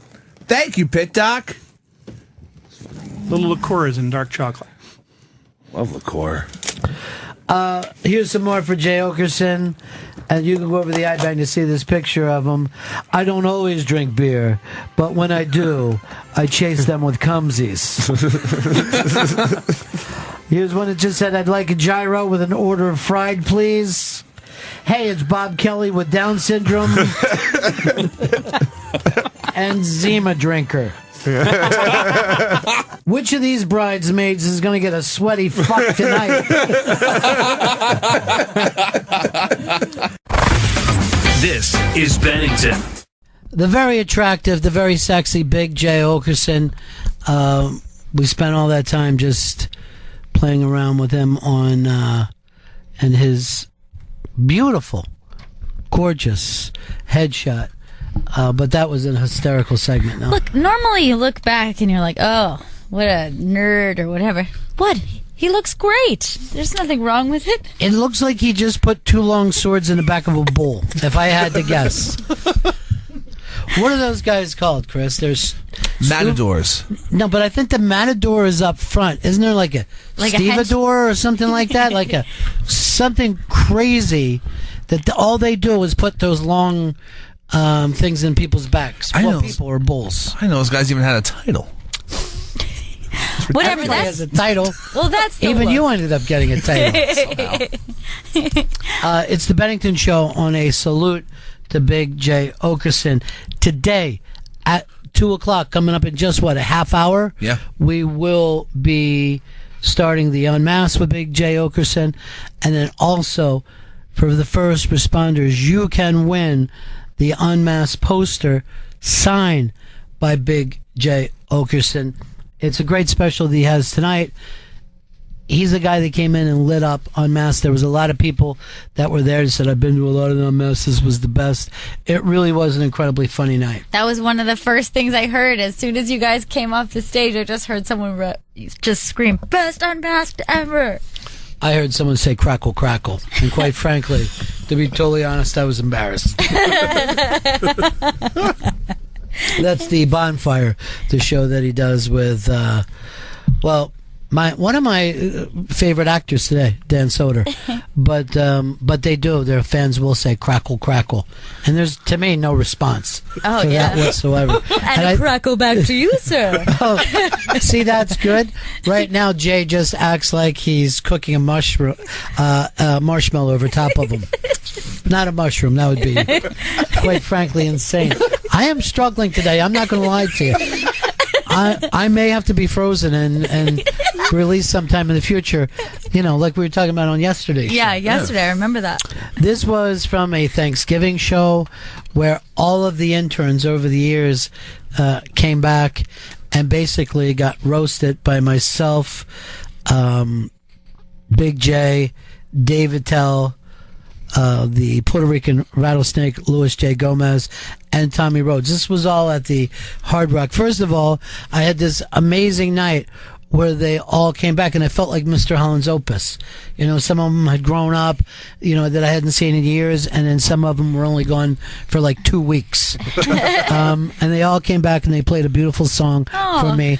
And then we had them one by one get made fun of by this cruel group of people.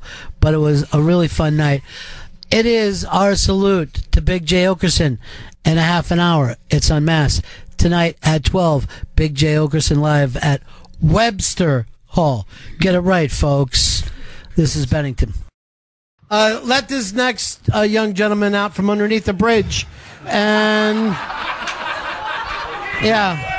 Peter Lorre.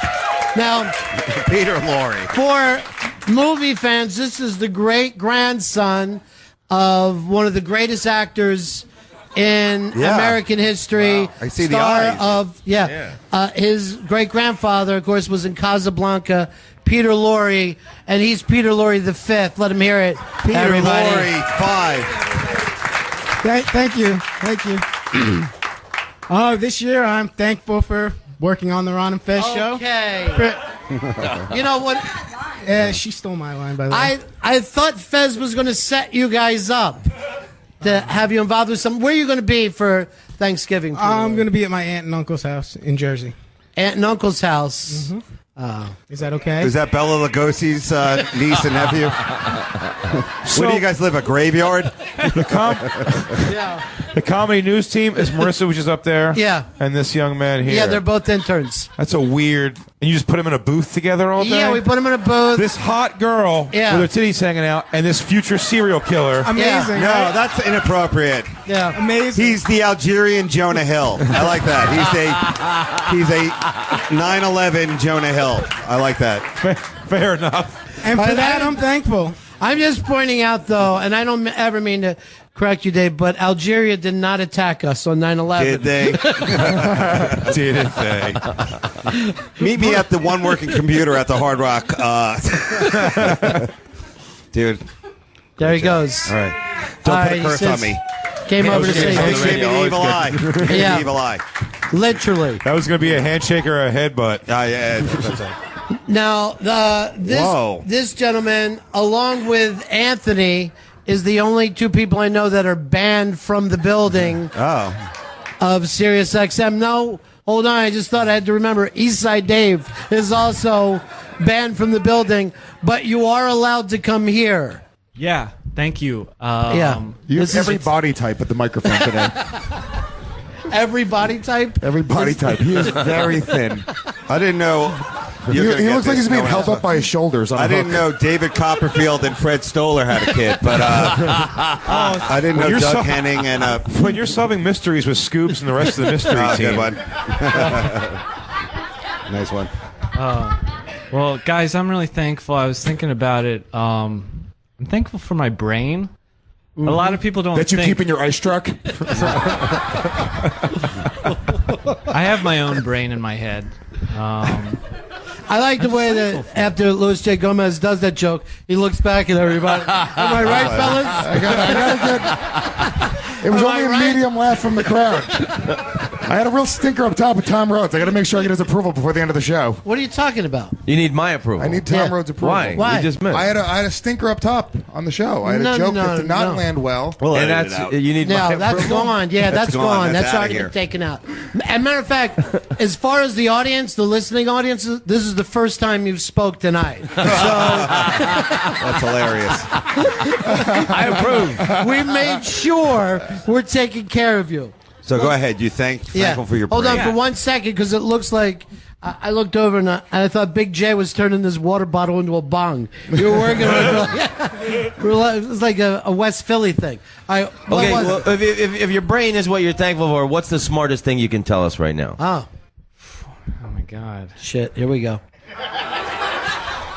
Dude, he's having a nosebleed. No knowledge nugget? You're more charismatic on that show, Glee. I really don't know what happened. Turn it on. Thank you. So, because you're saying you look... Wait, I just got your joke. You're saying you look like the Scarecrow. Yeah. Okay, I got it. I got it. So you wanted everybody to get that you resemble the Scarecrow from The Wizard of Oz. Yeah. We didn't get it because it was an 85-year-old reference. Yeah. But it's not even. Yeah. It was delivered so poorly because it wasn't even an obscure reference. No. It was just sent out. The packaging was bad. Yeah. But other than that, it worked. It really It's not worked. from fire, is it?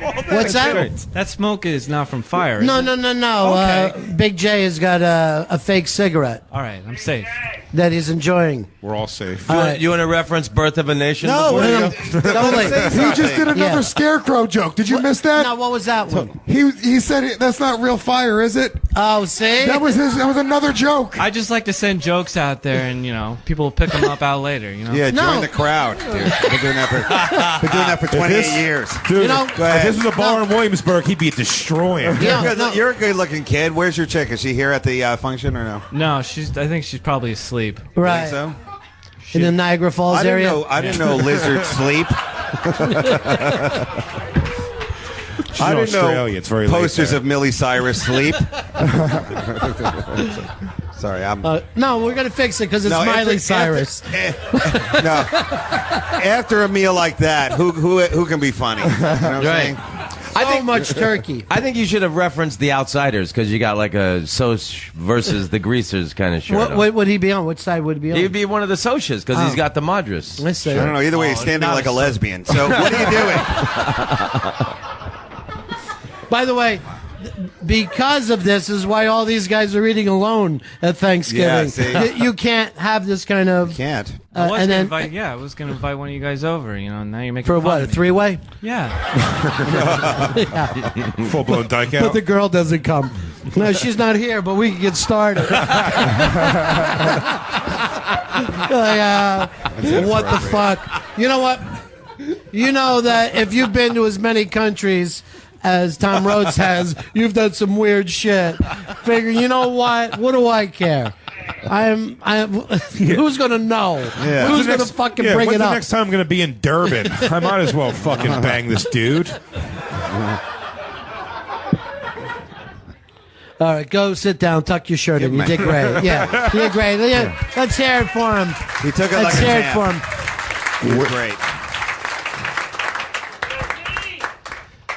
Dana. Oh, Dana. Thank you for the These are- description. you know what? I'm telling you the truth. This is all people I'm thankful for Oh, today. that's nice. This That's is nice. all Thank you. How do you these all- interns. And what's amazing is they all interned. They came in and they worked for free, and they all went on to have fabulous careers in radio, and they're all doing great now. Like slavers. Yeah, yeah, yeah. Dana, what are you working now? Yes, I am. What kind of work are you doing? I'm at MTV. That's a block away. Yeah, it's right next door. So I came over here, got a free meal. And What you got your own show, or what are you doing? No, I'm Okay. scheduling. I'm a scheduler coordinator. All right. Can you schedule some more music? Nice one. That's a good one. He's showing his age. You know what I mean? Yeah, we really. all feel that way. We all feel Get that back in way. your time Why would machine. there be music on MTV? Every time I turn on, what the fuck is going on here? You don't like Teen Mom? You don't like 16 and Pregnant? No? I do like Teen Wolf. So you got a show now, Teen Wolf? There's a Teen Wolf show There on is a MTV. Teen Wolf show. Oh yeah. It's doing pretty good, too. It's not that bad. I like it. Yeah. I was gonna say it's not that bad, but I flat out like it. Yeah. Do you guys have Naked and Afraid? Is that one of your No, shows? That's, what show? What network is that? Discovery Channel. There you Yeah. go, Pete. Discovery, okay. Confused the Discovery Channel on MTV. Is that? I don't know. Bill Cosby's bad. hotel room. You gotta Naked and afraid. look. You gotta remember the knob came off my TV. I'm just fucking working it with pliers, so I don't know what I got right now. This looks pretty good.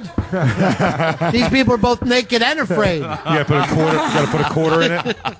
I saw one of those shows. The girl wasn't even fucking scared. She just sat there, naked, and okay with it. So Dana, what would you like to? By the way, what are you wearing around your neck there? You're part Aztec. Necklace? What's happening? It's a necklace. Yeah, necklace. Okay. You don't like it? No, it's really, really nice. All right, thank you. Okay. I'm nervous. I'm like shaking because I feel like you guys are ready to like roast Why? me. This is So let me hear. no. This isn't MTV. Okay. All right, this isn't Guy Code. Yeah. Okay. Everybody's your friend here. Good, thanks, guys. So, what's new? So you're gonna. What are you thankful for, Dana? Yeah. What are you thankful for? I'm thankful that I still had Pepper's email to get the invite. So invite that's myself. nice, Pepper. Chris Stanley invited Pepper, everybody. Thank you, Chris. So many people. Glad I still kept Wanna- in touch with you guys and sent you cigars and that's it. It's really great to see you, and I'm very, Good to very see you proud too. that you're at MTV. Thank you so much. Ron. Yeah, and in another 10 years, you'll be at VH1. Everyone just keeps moving up. See, that's another. I don't know if they Across do the it that hall. way. That's some music. Yeah, that's some music for some. What was the the VH1 show that you would do? Sometimes where people would have to, you would make up lists or something. I saw you on Oh TV. my God! Yeah, I can't Yeah. believe you remember that. I hosted a pilot where it was called The List. And Yeah. I forget, people like compose lists of what was your favorite concert, things like that. And then you would throw out some people's favorites and say that they weren't working. right. It Yeah. was it didn't work, that show. I thought it did. I thought I want to watch this over and over, and then I turned it on next week, and Naked and Afraid was there. Everything, all the music was gone and everything. But that was a show that you did the pilot for. Yeah. So only one ran. That was it. Well, yeah, they had the pilot episode. That was it. I totally forgot about that. Yeah. All right, let's keep it going. Vito. Vito up next. A local favorite. Because we're not breaking it up. Vito, it's nice to see you. It's good to see you too. Vito's arms like Wreck-It Ralph. Yeah. I've heard that before. Talk into the machine. Now, it would be great if you would start and train him as your fighter, and you would go. We could have Vito go out and beat up people for us. I like it. I'll do it. I'll do it. Not that already. Vito, what are you doing now? What are you doing? Fucking bartending. Bartending. Yeah. And Vito is and when you bartend in New York City, you make a lot of money, right? Yeah, dude. I just went to AC. I blew like $600. Didn't even affect me. It was great. Okay. He lost $600 and didn't care. That's something to be thankful for. Vito. I know you're going to do that gambling weekend with Anthony, right? Yeah, so I'm told. So do you know what you're going to be doing and when it is? The 6th is the Saturday. Me and Lewis will be doing a comedy show at Anthony's Mohegan Sun poker event. Mohegan Sun, yeah. And this is the 6th of December. Yeah, well, I think the whole weekend is the poker thing. But we're just doing a comedy show on the 6th. You guys don't seem like you're too up for it. I mean, it seems like it's going to be a lot of fun. I'm a little shaky on the details of what's happening. Yeah. There's going to be a bunch of fucking angry people on day 3 of a poker tournament, furious that they got to listen to dick jokes. All right, you're right. This is going to be an awful weekend for you guys. It's going to be fun times. Do you guys play poker? I don't. Yeah. Yeah, a little bit, but not like the way people play poker. I play with my friends for like $20. Not the way people play, the way dogs play. I got shoot that pool, poster. I play poker. In a group. Yeah. Vito, is your girlfriend here with you? Yeah, she's right over there. Get her to stand up and let everybody say her. Look how beautiful she is. Oh my God. Yeah. Vito, did you shake your fist at her in order to agree to be your girlfriend? No. Yeah. No, I told her, I was like, anytime you come to the bar, you get free shit, so just go for it. Is that right? She's a prostitute. Okay, she's an alcoholic. Oh, God. You did. You got a free dinner today. But then, Vito? Oh, I'm sorry. Go ahead. I want you to go. No, I was going to ask Vito, you don't want to be a bartender forever, right? No, not at all. Not at all. So when are you going to, buddy up with your cousin and own a collision dealership somewhere in Jersey City? I mean, with a name like Vito, and he looks like a Vito, what can he do? I'm thinking about waste management in the next, 2 months or so. Waste management, yeah. Some kind of drugs outside of a Petco. I don't know, there's only a few drugs, jobs for the guy like Vito, Anybody? Sanitation, Yeah. Exactly. I look exactly like fucking Bobby Bacala's son. If Do you have dreams, Vito? Is there a dream for the bartenders? Is something you see yourself doing years down the line? Just other than bartending? Yeah, other than bartending. He's gonna own all the V-neck sweaters in New York City. Dude, all the black. In the winter I wear black sweaters, and in the summer I wear black V-neck T-shirts. What have you learned about humanity from being a bartender? Black is slimming. Oh, sorry, answer for you. Just that people are terrible. People are terrible? In general, really? People are awful. Like you have to train people. They gave you $600 in one night. Yeah, really? No, not one night. No. That's just saved up. But people, I have to train people to be okay. It's called being a leader, Vito. One girl snapped. One girl snapped at me the other night. And went "Hey, get over here, please." And I went up to her and I grabbed her hand and I said, "I'm not a fucking dog. Don't snap at me." Wow. You So you snapped think in in her general- face and it fucking broke her eardrum. Yeah. I think Brian Dennehy said it best in Cocktail. Is that it? Do I got the right name? No, not who's at the all. guy? Brian Brown. Brian something. Yeah, Brian. But I'm going to give you this.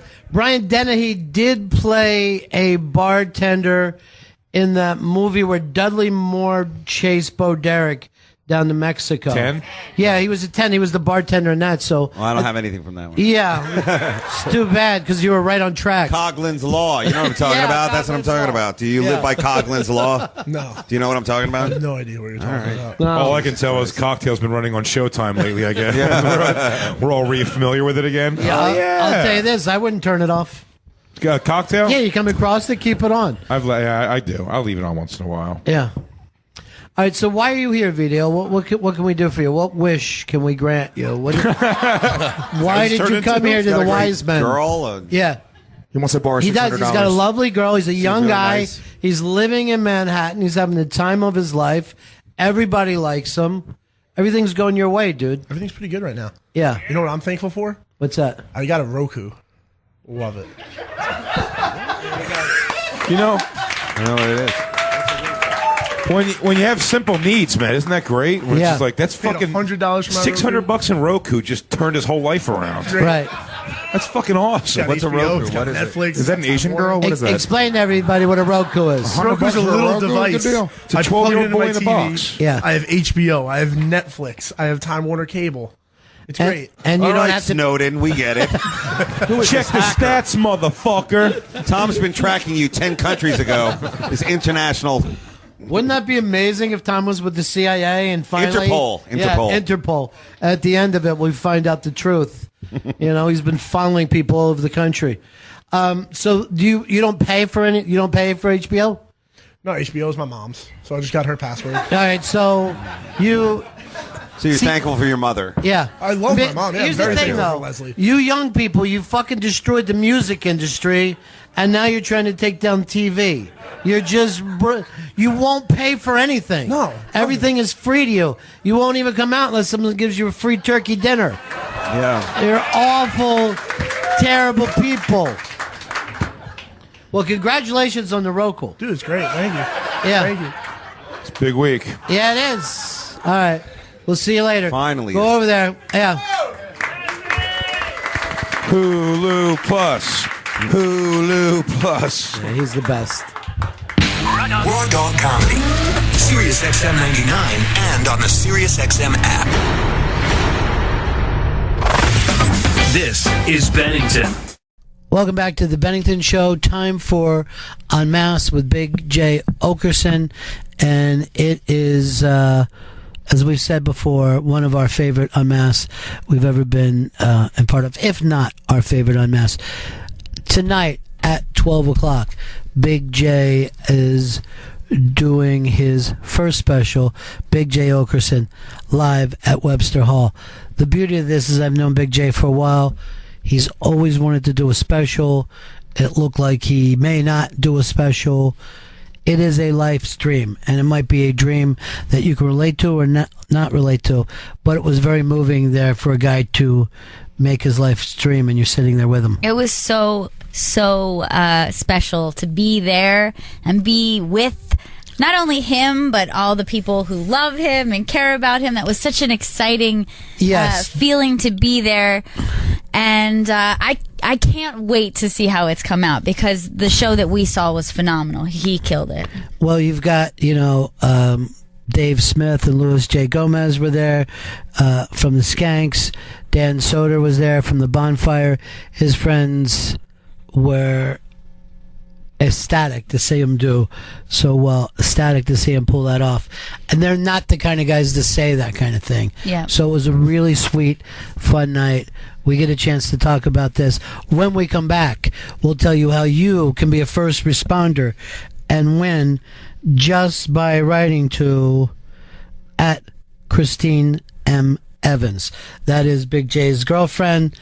Congratulate her, because his name is on the marquee for this. It's his Unmasked. Tonight, it's Big Jay Oakerson live at Webster Hall. But Christine, you could go over and use this.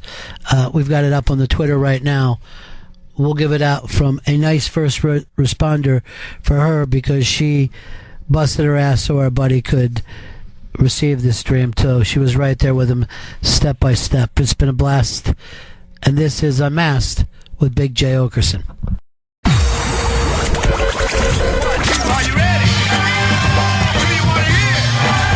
From the Stand Comedy Club in New York City, this is SiriusXM's Unmasked with special guest, Big Jay Oakerson. Jay is the co-host of the podcast Legion of Skanks. He's one half of the Bonfire radio show on SiriusXM. And his first special, Big Jay Oakerson, live at Webster Hall, is coming to Comedy Central.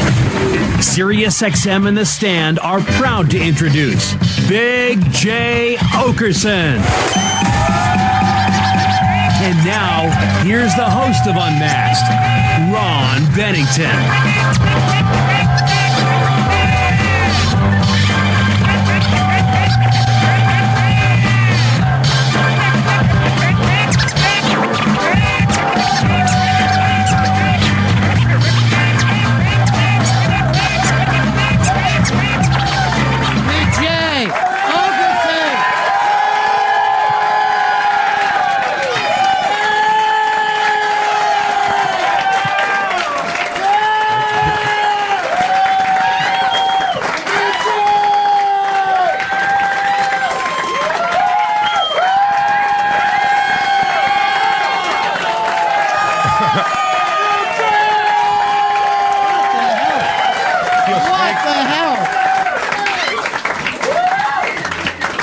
Seems like a lot. Yeah. Let me tell you, I've done a lot of these Unmasked. I don't ever remember anything like that. Nobody. Not even Rich Voss?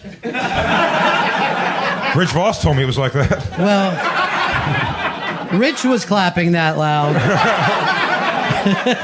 Standing in his own chair. And then announcing dates as it was going on. This is your time, buddy. This is it. The special. Yeah. Yeah, I hope so. I think so. You know what I think they were cheering too? A guy with a boat drink coming out to do this. Just put up the drink. There it is. Yeah. They call him the Jimmy Buffett of comedy, ladies and gentlemen. Seriously, if you're not in a beach bar, that's ridiculous. A vodka soda lime? No, you look great. Thank you. You know, you got the special coming out, and how long from the time you decide I'm stepping on stage did you get to the special? Almost 17 years. 17 years, man. Long time. Yeah. How long ago should you have quit? If you were a normal person. I almost quit 2 years in. Yeah. Because I did that black comedy circuit so much in the beginning. Yeah. And I just saw the ceiling on. I didn't know how to kind of cross over it all. And the few like mainstream rooms that had some white people in it, the way they stared at me when I would hump stools. Or It's really strange. White people don't normally have a problem crossing over. You were the first who were like, how do I work to a white audience? I had to learn how to work. I'd go, these people aren't going to get my P. Diddy reference. Right. Or my, The only other person I know that struggled with that, and they made a movie about it, was Tarzan. And he could not feel good with his own people. I don't understand your society. Pleasantly sitting there and listening to jokes. Now, you know that there are... You're not yelling at me, calling me corny. You had to know when you were younger, when you're starting, that there are white comedy clubs are out there. We call them comedy clubs. I mean, you have to go out of your way to find a black club. No, you can find them. They're in the boroughs. Nice performance. Yeah, they were all like after, and they always had great names. It was like, after work, booty jam with comedy. And it'd be these like mix and mingles. So it was a bunch of black people dressed like amazingly well, just trying to pick up other black people dressed amazing. It was like a Tyrese movie or something. And then somehow that they'd go, oh, we're going to do some comedy now. And there'd always be a guy who hosted who they always love because they know him. And then it's just throw a bunch of people to the wolves. And so you're doing those sets. How long before you started to get any kind of feedback that was positive? Pretty quick. I came out of the gates and just did a bunch of fat jokes, so that's always easy. Like, just self-deprecation, have them come at you. And then I just learned how to pander in those rooms. If you can pander pretty good, I was just doing what everyone else was doing. I'm like, oh, DJ, put that shit on one more again. And I'm like, They thought it was great that the white boy knew. Oh, that I knew the stuff. Yeah, the words, the stuff. And then I never talked the talk very much. But I definitely, I think my first BET's Comic View TV appearance, 6 months in the comedy, which shouldn't happen. Right. It was because there was a writer's strike, or no, not a writer's strike. It was AFTRA. The union was they were striking or banning BET's Comic View because their payment was so bad. It was they didn't fly you out. They got you a deal on a plane ticket.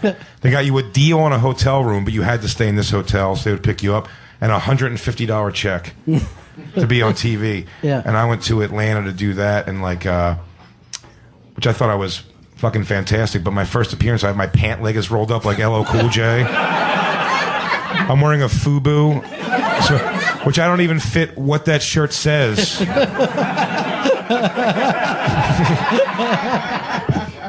Unless it meant like fat people. It wasn't fat though. It was for us, by us. Well, the great thing is when you do stuff like that, it doesn't stay on the internet for the rest of your life. You know what's funny? That is gone forever, which I'm bummed about because I always tell the story about how I used to get down to underwear on stage. And that would be the only surviving piece of that footage because it always killed so hard. And then it said one time I got in front of a crowd that wasn't that open mic or the black circuit crowd, just people who were we're here to just be rowdy and have fun. People who paid I opened for somebody and did that joke and it went so bad. Peeling off your clothes goes so fast and fun. You can't wait to get to the most intimate parts because you're that's where they're really going to blow the roof off this place. And then instead, when the first thing gets nothing and you're moving on, every time I took something off, I remember hearing somebody in the back just go, I take my shirt off, and someone just goes, oh, God. And then I'm turning around, and I'm doing this all to the 2001 theme, by the way. And I'm turning around, undoing my pants, why am I doing this to myself? There's no reason to do this to myself. And I drop pants anyway. I'm in leopard print underwear. And you hear someone go, Jesus Christ. And when that music would stop, normally I would just kind of hike my pants up and, to cheers and people falling out of their chairs. You're like, time to go collect my pussy backstage, I guess. And you pull your pants up quick and just kind of hold them up and walk off, the hands up in the air, And I'm standing there in a bodybuilding pose to no laughter, and that 2001 theme stops, and someone just goes, "What the fuck?" And I felt like it took me an hour to pull my pants. I just kept missing them. I'm like, I'm sorry. I have to get out of here. Kurt Metzger always said I should have just walked off with my pants around my ankles, like just duck walk like a sad kid who's being punished. Well, he was always a great writer. But seriously, why did you stop doing that bit? Well, it's funny because anything you take that much of a risk. Yeah. When you take a big risk with those kind of acting out things, I learned early, like if it goes bad, you're probably not going to get them back at all. Oh, you had material to follow that? No. I don't. I mean, not that joke. No, that was my big closer. Right. But I've just seen things. A lot of guys, on the ground, like humping the ground, doing some fuck scene that they're acting out. Right. And then no one's laughing. You have to get up and like dust off your dress pants and be like, "So that's my thing with fucking, y'all." Like, wow. Having to sit there awkward and clean your dust off your pants. I think it's just amazing. First of all, that you didn't tag it with pooping, but also that's that weird thing that young people have in the beginning. You know what I mean? That thing that like I will do whatever I can possibly fucking do. To absolutely. make this thing work. Well, do you want to get a reaction too? That's the biggest. I think the most interesting thing for me. I've always been a dirty comic, and in the beginning, that was so rooted in. I didn't care if they oohed and awed, or you got to you say something so over the top, gross, right, or so like overtly sexual, and you get the alls. At least they're making noise. Mm-hmm. The worst thing was just trying something that was like kind of benign and funny, and no one laughs, and you're like, okay, all right, you guys didn't like that one. Anybody here ever go camping? But at least if you're like, so just that kind of that dice thing was so much what I was liked. I thought made it look cool to do comedy. Right. I was a fan of all comedy across the board, and definitely a student. I didn't realize I was, but I just watched it all. But when I saw Dice, I was like, I'd like to do what he's doing. I didn't set a course in motion to do that. Later in life, when I was like 19 years old, someone suggested I try it, and I tried it. But that kind of like in the beginning. Being like that kind of Dice Clay, like offensive almost, mixed in with like the self-deprecation, you'd get the oohs and ahs or the laughs at yourself. Mm-hmm. It's just making noise from the crowd, and it's funny I stayed so true to myself and filthy, but that now I'm trying to almost desensitize them to. I don't want the oohs and the ahs. I'm not trying to shock you. Right. I think that if I'm saying it now that it's funny, so I hope you laugh at it. You know what I mean? Well, but in the beginning, it's such a crutch. Well, for where you're at now, it always amazes me that you come out dressed the way you do. And then even in this special, I mean, there's just a ton of people there. And then you just sit on a chair and start to talk pretty quietly to the crowd. Yeah. And you're like, but your material, as you said, is not stuff that is, spoken in public by civilized human beings. And yet I try to make it palatable for even like a grandmother or something if possible. I'm always shocked sometimes that people who do love it, if I see a lot of gray hair in an audience when I'm behind them before I go on stage, I'm like, oh, they're going to hate it. And I'm surprised those people walk out a lot. And it's like, I do try to send it out definitely I'm definitely not trying to have anybody leave like, how dare you say those things? Mm-hmm. I'm being like, wow, are you that mad about what I'm not like trying to get like to the bottom of issues or anything on stage. Sure. I just want to get like people laughing at dick humor. Well, it is a calling, I guess. But I was thinking when you were talking about Dice, because that was kind of a starting point for you. Dice's starting point was Jerry Lewis, right? So, but when you start at Dice, when you're like, okay, this is the jump off point. Yeah. That's a strange place. Where do you take that?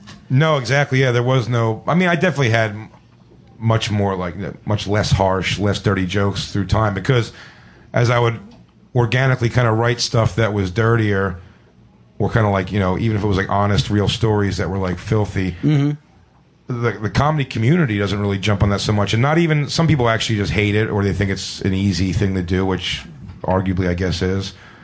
or some people just are like, it's this young comic shit. You know what I mean? It's very, people dismiss it very much and they're kind of shitty about it. And so, or comics that care about you would go, you know, some of the worst advice I ever got from some of the best people were like, you should probably, right. And I say it's worse advice for me because I don't know if the time and the way things happen is how it's supposed to be or not, but I'm okay with it. I would hope not, by the way.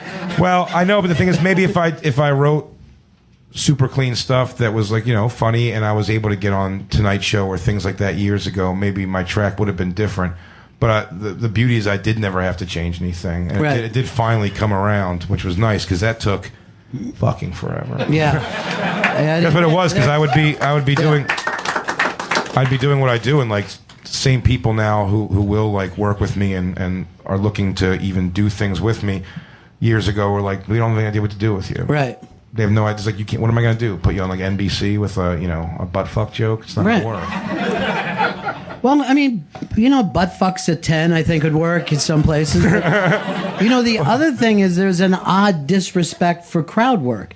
And, you know, to do it, to me, is like to work without a net. Just go out there and start talking and kind of know you're going to find those jokes. But networks or even comedy clubs, they'll watch the tape and they'll go, okay, it worked with that crowd, you know, but we're not going to get that show. And then you have to convince them that you do this shit every night. Yeah, it's definitely a gamble for them to take the first time if you bring me in. But I mean, the thing is also, at this point now, I have like an arsenal of jokes. Like, if the crowd's not giving anything, I can't just pound them jokes into them for a while. That's not a problem. But I mean, like, I like to engage as much as possible. And I give a speech before we do the crowd work show, and I bring other comics on to do it. And some of them are nervous, and some of them don't want to go at certain times because everything's going to be used up. And just everybody wants to be first. But it's the tapping in, man. Yeah, everybody wants to be first. Patrice gave me just like not even advice, but like a speech before. But it was. I remember sitting at a table with him, and it was one was something regurged that Tracy Morgan said to him. He told him, and Tracy probably won't remember this. Sure. It wasn't an accident joke. I'm saying he's a fucking lunatic before that. Does everybody remember Tracy's a little different? Right. Pre-accident? Yeah.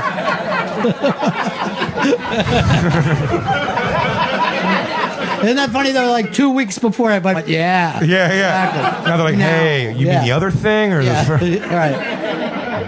Tracy Morgan just said, go on stage and don't be afraid to say the thing that you like. You know, it might not be funny when you say it out loud. Like, people might go, no. He goes, but just try it anyway. Almost like have the ball sack to do that. And Patrice's advice was more like, we all start doing comedy because, you know, someone told you were funny, or you were the funny person in your group of friends, generally speaking. Right.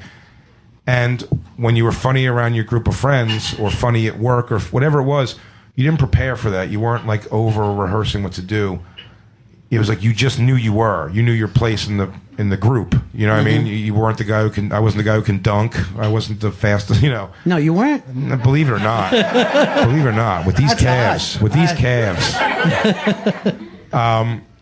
But so my thing was always kind of being funny. But it really is like how long you have to do comedy to get to the point where you are the same confident and you're funny as you were with your buddies. Right. And that really is the thing. And that kind of is in me in working with the crowd and trying to make it as like it's a integrated as possible. Right. Because you're just trying to have like a hang with them. Yeah. More than like the worst tech, is do your jokes or do some jokes. And I'm like, buy my album, fuckface. Like, who cares about it? It's like my jokes. Like, I'm giving you a real moment here where something weird might happen. By the way, for any young comics at home, it's fuckface that made that work. But two hard F's and a hard C in there. But yeah, that was the traditional way of being funny, where you're standing out with your buddies, you're busting the balls of somebody that could whip your ass, but you're doing it at the right level that they're going to laugh along and have a good time.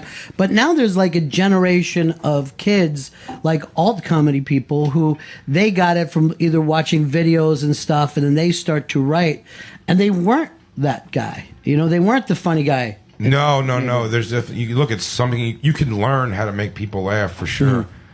There's definitely several comics who are even good comics, right? who like, off stage you're like, all right, this guy's got the personality of corkboard. Yeah, but it's always shocking, right? When it you is, and it happens. But I tend to see those aren't. I tend to flock to people who are funnier, like off stage, than I even care about how they are on stage. My friends are very indicative of that. I mean, they run everything from like guys who do open mics still. You know, I mean, doing produced shows. I mean, these are people who come to my house for like UFC events or something. You know, it's all over the place. Everything from my last UFC event was a rainbow of, you know, a few years in, open mic guy, and Bill Burr came by for a while, and like they're all people I know and hang out with, and that's because all those people make me laugh. How quick before Bill said, "I got to get the fuck out of here"? You know what? He hung in there. Yeah. Just he's trying to watch the fight, some kid. So is it timing, Bill? Is that it? It's about timing? Is that what you're looking for? Actually, ironically, what Bill was doing was regaling everyone with the tales of what his new rich adventures are. He's like, so I got my helicopter license. Here's me flying over the Rose Bowl. I mean, without exaggeration. But yeah, where I'm going, like, all right, Bill, you jack off. The open micers are like, wow. Did you get your pilot license from the Comedy Store? I got to go to L.A. I think Bill is proving that you can lose all your money without a coke problem. It's a whole new thing. It's like I bought my house a house. Yeah. Oh shit! I forgot to feed my white lions. I'll be right back, everybody. He's got Mike Tyson taste. Just Bill Burr wearing a Sox jersey and a Rolls Royce. Yeah. I hope he lives like Boss Hogg wherever he lives. Just wears like polo ties. Always fresh iced tea. Yeah.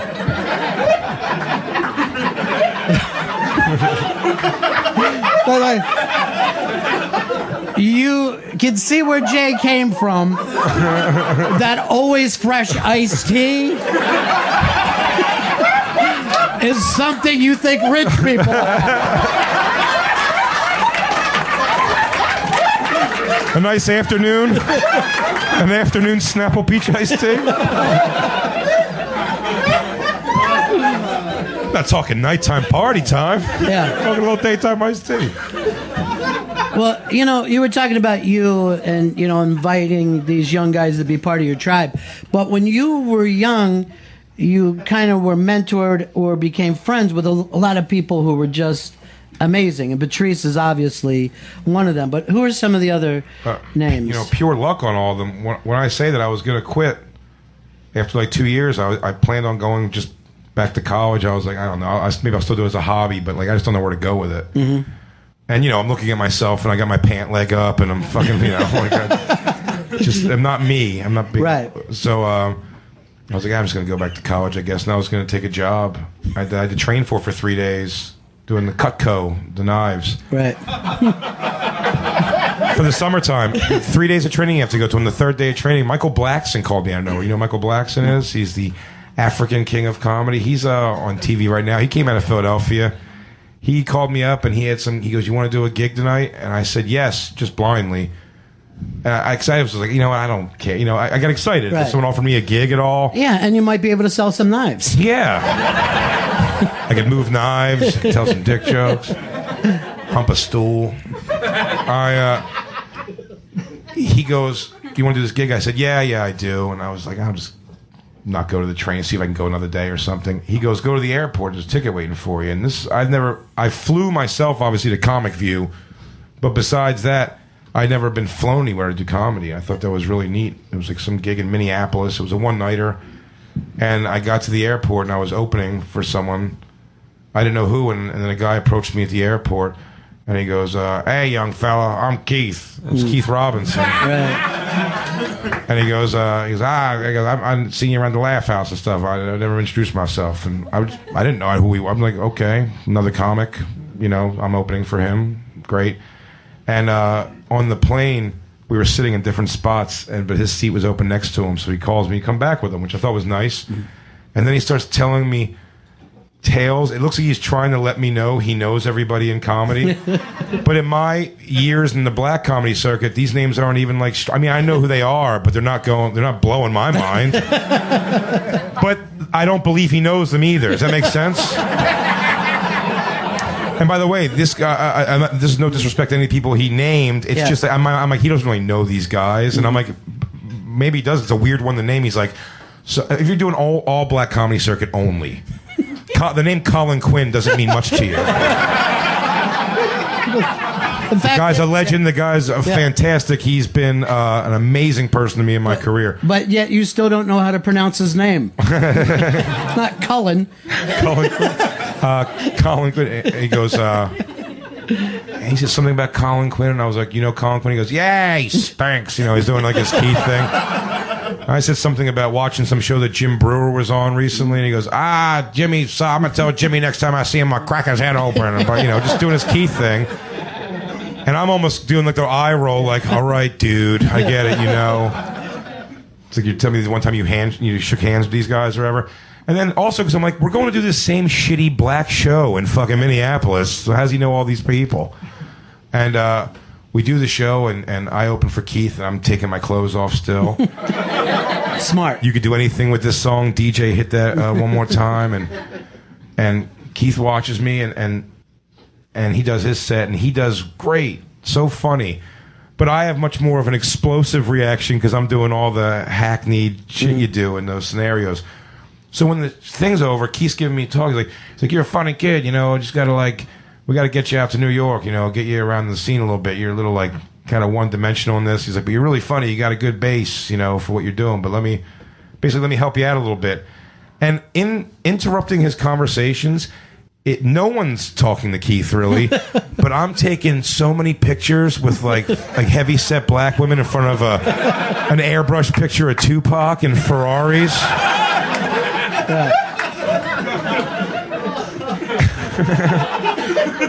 So I'm like, I don't know what this guy's giving me advice about. He's over sitting there all lonesome, and I'm fucking here with these two girls. Yeah. And because Keith had a set that wasn't necessarily made for like that scenario. I was catering it completely to that scenario. Sure. And I went outside and I called Kevin Hart. And I go, Kev, I'm doing a show with this guy Keith, who's sitting there all lonely now. I'm in there fucking elbow deep in black ass.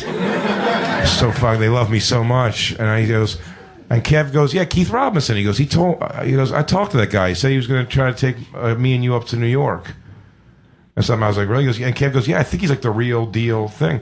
And so we went up with Keith in New York one time. The first night we went up there, he got I think he got Kev up on stage at Gotham. He got me up on stage at New York Comedy Club, and he got us dates for auditions at the comic strip. And Keith always says that one of the coolest moments in his memory is because, you know, especially where we were to where we are, especially where Kev is. You know, we got those auditions at the comic strip dates, and we came outside. He's like, Kev jumped up in my arms like a Super Bowl hug. And Keith goes, every once in a while, Keith gets in and just calls me. He goes, I remember that day Kev jumped in your big dumb arms. But I'm not familiar with Kevin Hart. What's he? He's got some films. Yeah, he's got some films. Yeah. So that was you three guys at that time. And then I kind of brought, I was so intrigued by Kurt Metzger when he came to the Laugh House because he's in the same circuit I am, grinding it out with these great jokes, and he's just he's dealing with the shut up, you corny. And we didn't know how to really do anything about that, so he just go up there. So he wasn't pandering? No. You know what's funny? Right at the end, right before we came to New York, started coming up to New York, I should say, to try to get into the mainstream open mics and all that stuff. Right before we got there, Kurt had one joke, and it was about, he goes, you know, and he used the words, you know when you're taking a doo-doo and you worry people be looking at your shoes? And I was like, oh no. Kurt's about to turn, we got to get him out of here.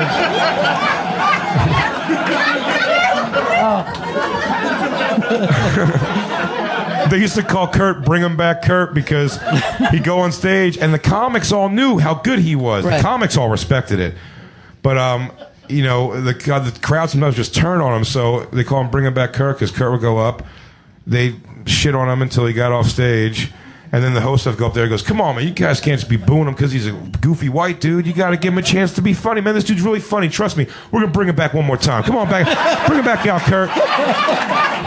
And then Kurt would have to, and I'd always look at Kurt, I'm like, don't go. But he'd go. He fucking went every time, man. He was great. Balls to the wall. Yeah. That's like saying, let's bring the rape victim back one more time. Everybody. Yeah, fight back, rape victim. Redo. He would go out there. Yeah, so. But he could always write, right from the beginning, right? Always from the beginning. It's amazing jokes. And so I kind of brought him into the fold, and the three of us started coming up to New York. Now, the reality is, in the realm of comedy, like, my comedy and Keith's comedy doesn't really gel. We could do shows together for sure, and we've done a zillion showcases in New York City, but, like, going on the road with Keith, like, with what I did, I don't think Keith, I wasn't the right fit to go on the road with Keith. Robert Kelly took me on the road with him right out of the gate. He still lived in L.A., and he brought me out to, he goes, hey, actually, he offered it to Kev. Kev couldn't do it. He goes, I got 3 colleges coming up 3 nights in a row. If you drive, like, I'll bring you to open for me. And Kev turned it over to me, and he's like, sure, I'll bring you. This is one of my favorite stories ever. I come from Philly. I pick up Bobby in New York. We drive somewhere really deep, a couple hours into Connecticut or something, and we do a show there. We come back that night. No, I'm sorry. The next night we drive all the way up to almost the Canadian border. So it's like another 6 hours. I'm driving the whole time, and we stay there the night. We come back. We spend the night at his apartment because I lived in Philly. I sat up in a chair and fell asleep. I was snoring. This is a guy I don't know very well. I wake up because I'm snoring so loud, apparently. He threw a fun size like pack of M&Ms at my ear. It boxed my ear, and I woke up ready to fight. And he's like a guy who I respect because of where he is, you know what I mean? And he's like, shut the fuck up, dude. And I'm like, you just put my ear. And he like apologized. It was fine, obviously, after a while. Then we drove all the way down, like way down, like the bottom of Maryland or Virginia Beach or something. And then we drive back right past my house in South Jersey was the time. I take him back to New York, turn around, and go back down to South Jersey. It was like over the course of 3 days, we did like an insane amount of driving. Yeah. But I was happy to do it. I got the exposure with Bobby. It was colleges, but Bobby's a great comic, and he was getting to like me, maybe bring me on some more stuff. I get back to the Comedy Cellar a couple nights later. This is well before I ever worked there. But I'd hang out there every night because Keith brought us into that fold where it's every night. It's Colin, it's Patrice, it's Bill Burr, it's DePaulo. Mm-hmm. Everyone's there, hang out. Norton, Florentine. They're all hanging out, and Keith goes, hey, how'd the weekend go with Bobby? I go, good. He goes, what'd he pay you? So I just go, $300. And he goes, that's good. $300 a show. That's pretty cool. I go, and I'm just correcting him. I'm not upset. I go, no. He gave me $100 a show. It was $300 for the trip. He go, $300 for the trip? Patrice! He starts getting everybody. And they call Bobby on speakerphone. And this is...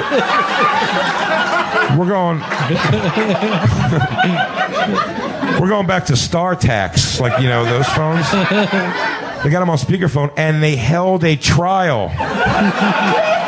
The rape trial of me, the accused, Bobby Kelly. And what's great about the whole thing is I just want to work with Bobby Kelly again. Right. The money, I didn't think I was going to get a lot of money. I didn't know what big money in any way was or good money. I just getting whatever.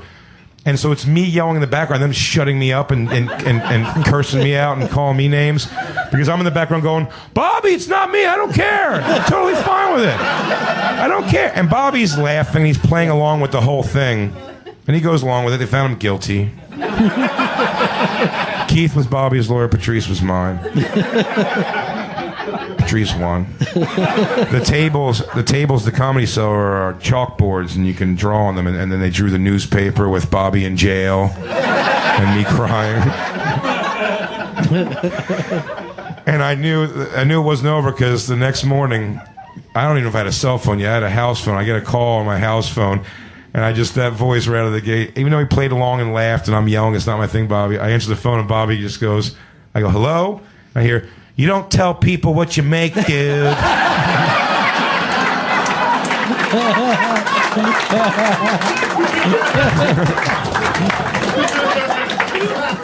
And this is like a skinny, thin, in good shape Bobby. And I remember like a month later, he did Mohegan Sun. I think Mohegan Sun had just opened, and I did Mohegan Sun with him.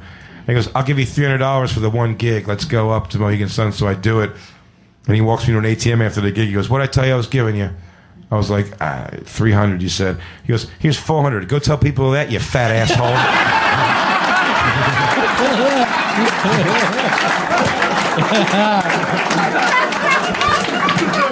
That's so great. So, for a young guy like that, you're in through the looking glass now, right? You're in a completely different world. It is, and the beauty of my career, for whatever it was even if I wasn't like in the dances, I always felt like we're in the game. I felt like I was always right in the perimeter, and that was Keith Robinson, because I was able to build organic friendships with people who might have not taken an interest in me otherwise. Right. Do you know what I mean? I think Patrice kind of had the same outlook as me. I was an open mic comic, essentially, trying to get in to some of these clubs, and Patrice just liked me as a dude. Me and Kev, because we were Keith's guys. So Right. I would be able to hang out with him on a level that a lot of people wouldn't, Sure. if I came into New York even early one day, I can go, hey, Patrice, guys, hang at your house. He lived with Will Sylvan still at the time. And they were, just roommates, and I'd go hang out with Patrice for a couple hours. And that was, invaluable, And then Patrice started taking me on the road a little bit, too. And again, I worked well with Patrice on the road. That was a good thing. But Patrice was trying to feed a lot of people with that kind of thing. Mm-hmm. So he was spreading it out. And then the person with my audience kind of came built into that and all these guys I can never repay enough. And I mean that. But for as far as, getting me out there and just, day-to-day coaching of comedy and what to do was I worked with Dave Attell one time at Caroline's, and I opened for him, and he was complimentary. He said it was a good job. When I got into the Comedy Cellar right away, which is about 11 years ago now, when I got into the cellar, people that were mad that I got into the cellar started saying around town, they go, and I was very influenced by him without a doubt, and our voices have a similar thing, and they go, you're just doing Attell. And I go, I get what you're saying, but I mean, I do a different thing than Attell. You know what I mean? I go, I know what you mean, and sure, maybe, but I was I'm not trying to step on his toes, so my thing was to attack the problem. At least, I went to Dave Attell one night, and this is maybe our third conversation ever, and I go, hey, Dave, people are just saying that I'm really ripping your shit off, and it's making me uncomfortable. Would you watch me and let me know what you think? And he goes, sure. And I went on. It's beautiful. First of all, that's beautiful. Yeah. And he watched my set. I'd always go on either right before him or right after him. Mm-hmm. I think I went after him, and he watched my set. I watched. You could still smoke inside, and I remember as I'm hitting punchlines, I'm kind of looking in that hallway area at him, and he's nodding his head, half chuckling at best. And I get off and I go, "What do you think, man? Is there any problem with that?" And I always remember it was September, but I don't remember what. He just goes, "Do you want to open for me at the Stress Factory, September, blah blah blah, or whatever." And he never told me if he thought I sounded like him or not. I always thought it was interesting, and I always wondered years later if that was maybe if he thought I did, if he kind of took me under his wing like that, maybe I would be forced to not. Mm-hmm. You know what I mean? Because I have to go in front. We can't do the same person doing a two-man show together. So maybe he did, but he took me all over the country, and he's just sang my song louder than anybody, just putting me on. And I mean, it's not super public knowledge at all. I haven't told it on almost anything, but right before I got the Comedy Central hour, he'd called me up one day and just said, "This is ridiculous. You have to have an hour of comedy out there." He goes, "I'll give you X amount of dollars, get a production company to match that, and he goes, you will get your special there." He goes, and he's like, "Talk to my production guys. They'll probably do it." He's like, "But you guys, this is ridiculous." He's promoted me more than anything. So it's that. And that was a guy who's yeah, it's just he said things on stage, he's such a curmudgeon in that delivery. Right. And, he'll say, he goes, "Did you guys like Jay?" He goes, "I hope so. I have to raise him like a baby."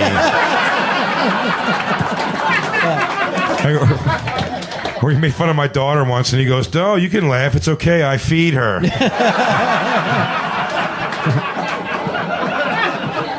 But I think that's the amazing thing is that you ended up becoming friends and also being mentored by the funniest fucking people I've ever seen. Funniest to me, for sure. But I mean, the people that we're talking about are scary funny. It's difficult to sit next to David Attell and riff for a little while and not go, oh shit, maybe I'm not funny even slightly.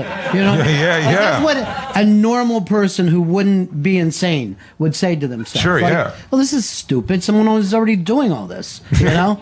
But did that kind of stuff ever, like, do you ever look when you're younger at some of those guys and go, I'll never get to that point, you know? I thought that about their level of talent, but that's always. I thought that when I said I first went to those open mics in the Laugh House in Philadelphia, the guy that was humping the stool the hardest and, you know, doing whatever, breaking down a hip-hop song or something and destroying the room, I was like, wow, like that ability to do that, even if whether you're pandering or what, to get that reaction from people always impressed me. There was, you know, people who stopped doing comedy 3 months after that are just like, if they knew how to do well in that moment, I was like, that's pretty impressive. So what it was by getting to that level of guys was guys who also made that look very easy. Yeah, looked effortless. That's where it started to look more fun, and these guys weren't in like the day to day like why do you want to know where I'm working at? Or you want to know if you can work? You know, the who books that joke and who books that? Who books that? And just these guys being friends and just being dickheads and being funny, and then going from I'm very much aspired to have that feeling of like the transition from stage and off stage is nothing. Right. To be like you could be having a conversation and they go, Jay, they're calling your name. And then go, oh yeah, wait, I'll finish that when I come back. And then not that it's like I'm on in 5. Let me go walk outside around, listen to a song that gets me pumped up, or just being it. And I thought those guys showed me how to do that. Well, seriously, you could sit and talk to almost any of those people, and they throw away things in a conversation that other comics would build an entire act around. You know, absolutely. And it's just falling off of them. It's crazy. And a guy and it's funny to see a guy like David Attell who has just no interest in a podcast, where I'm like, it would be the best one ever. Sure. Patrice never really got around the time where that was a thing. But well, he had done a little bit, yeah.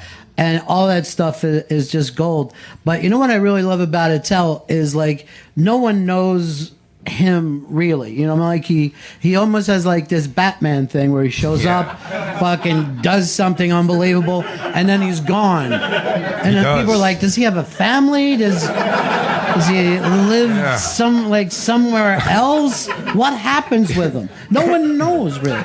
You know, it's funny, and being a cigarette smoker with him all those years too, and just being outside, and you're also like an anxious person, and all the same things we share on several different levels. Just being awake with him all night. We've done a lot of overnight drives that were 7 hours. I've been in cars with him for 9-hour drives to and from places, and just picking his brain. Like, I do get to know him, and I remember saying to Christine before, like, or even like even years before that with my ex-wife, I remember driving home sometimes back to Long Island at night, and just like a 3 a.m. phone call from David Attell, and he's like, hey, what are you doing? I'm in Austin. I'm bored. I'm smoking. And I'd hang up the phone and I go, am I possibly David Attell's best friend in the world? I'll call him my best friend right now. If he's my best friend, I go, I might be his best friend in the world. But a thing like that, man, I mean, when he did Attell's Comedy Underground, which I had a chance to go, and you were such a big promoter of that, I knew the talent producer on that, and it was funny. I found out actually at this club here at the Stand. I went outside when someone I got a third hand. They go, "You hear David Attell got a showcase series he's hosting on Comedy Central." I went, "Oh, neat! Like I'm going to be on TV." And they were like, "What do you mean?" I go, "I just know it's not a cocky thing. I just know what I know him. Right. I know I know who he takes care of, and I made a guess." And the only one I missed was Russ Maneve, which I would have thought for 5 more seconds I would have got. But I asked the producer, I go, I can ask you a question. I go, when this deal was made, right in the deal out of the gates, me, Joe DeRosa, Kurt Metzger, Mike Vecchione, Louis Katz, and he goes, yes, and Russ Maneve. And that was part of the deal. I knew it. Right. I just know Attell, so it's like, you can't, someone handing you a credit like that is like something that's unbelievable. Yeah, it's phenomenal. And then he also flew in Jimmy Schubert, who, Tommy Rhodes. I mean, if you sit down and watch those shows from the underground, you're like, this is exactly what anyone's fantasy about what comedy showcase on Yeah. TV, especially. Yeah, the room is perfect. The comics, everybody just comes up and slays. Absolutely. And Attell is just weaving himself in and out. It was just brilliant, you know. Well, that was the kind of group that came for you, but you're tight with a lot of people that are kind of your own class. And Well, my own class now, and what's great about that is where some of the successes kind of like, you know, I missed a lot of them in certain years, kind of like the after 10-year mark. Right. Happened. The people that got them really looked out for me too. So, I mean, you know, I've done Amy's. I mean, Right. Amy gave me, like, would call me to ask me advice or questions. We're talking when she was on open mic, and she's put me on her show several times. What she did for me on the Oddball tour with some of the behind the scenes stuff there was amazing. You know, she was great. And just like the people in the good graces of like Comedy Central, like the Mark Normans, the world would like say my name. You know, they'd list me as someone they looked up to or thought was really good. And so my name kept coming around again. And then really, Ari Shaffir, I mean, fought for me. He actually admitted this. I found this out the other day. I didn't know. But I knew that when he had his show, which is on the internet still, he wanted me to come out and do it. His This Is Not Happening storytelling show. And I was like, yeah, I'd love to do it. I'm ready. I got a story ready to go, whatever. He fought Comedy Central. They did not want to do it. They didn't want me to come out. They wanted, and by the way, they just wanted to keep it all L.A. It was supposed to be just L.A. guys, the web show. They weren't pumping a lot of money into it, but Ari goes, I got him to fly you out, and you're going to stay with me at my place, at my apartment, and we're going to get you on the show. He told me the other day, he goes, oh, no, I flew you out. He goes, all right. Because I didn't want you to feel bad, which I thought was amazing, but he would put me up at his place, and I went out and I did a good job for him, you know, and they brought me back the second season, and he didn't have to fight for me. But, I mean, him putting me back in with Comedy Central like that and fighting for me, giving me that opportunity is something I couldn't repay. You know, I went back and watched that, and I still feel like Comedy Central made a mistake. Like what are they doing? But, I mean, does that kind of stuff, when you're in it that long, and knowing that the gatekeepers are saying no, how crushing is that? Yeah. Oh, when everybody we're talking about who knows comedy better than I do go on the stage, those people are behind you. But the people that hold the gates and who make the decisions, whether you get national exposure, not in your corner at that time. Sure. And look, a lot of it I started to get like just resentful towards myself even because, you know, what I did was, because I grew up the way I grew up, like my dad wasn't around a lot when I was young. So when I, and that's not a sad story, I had a stepfather and everything was great.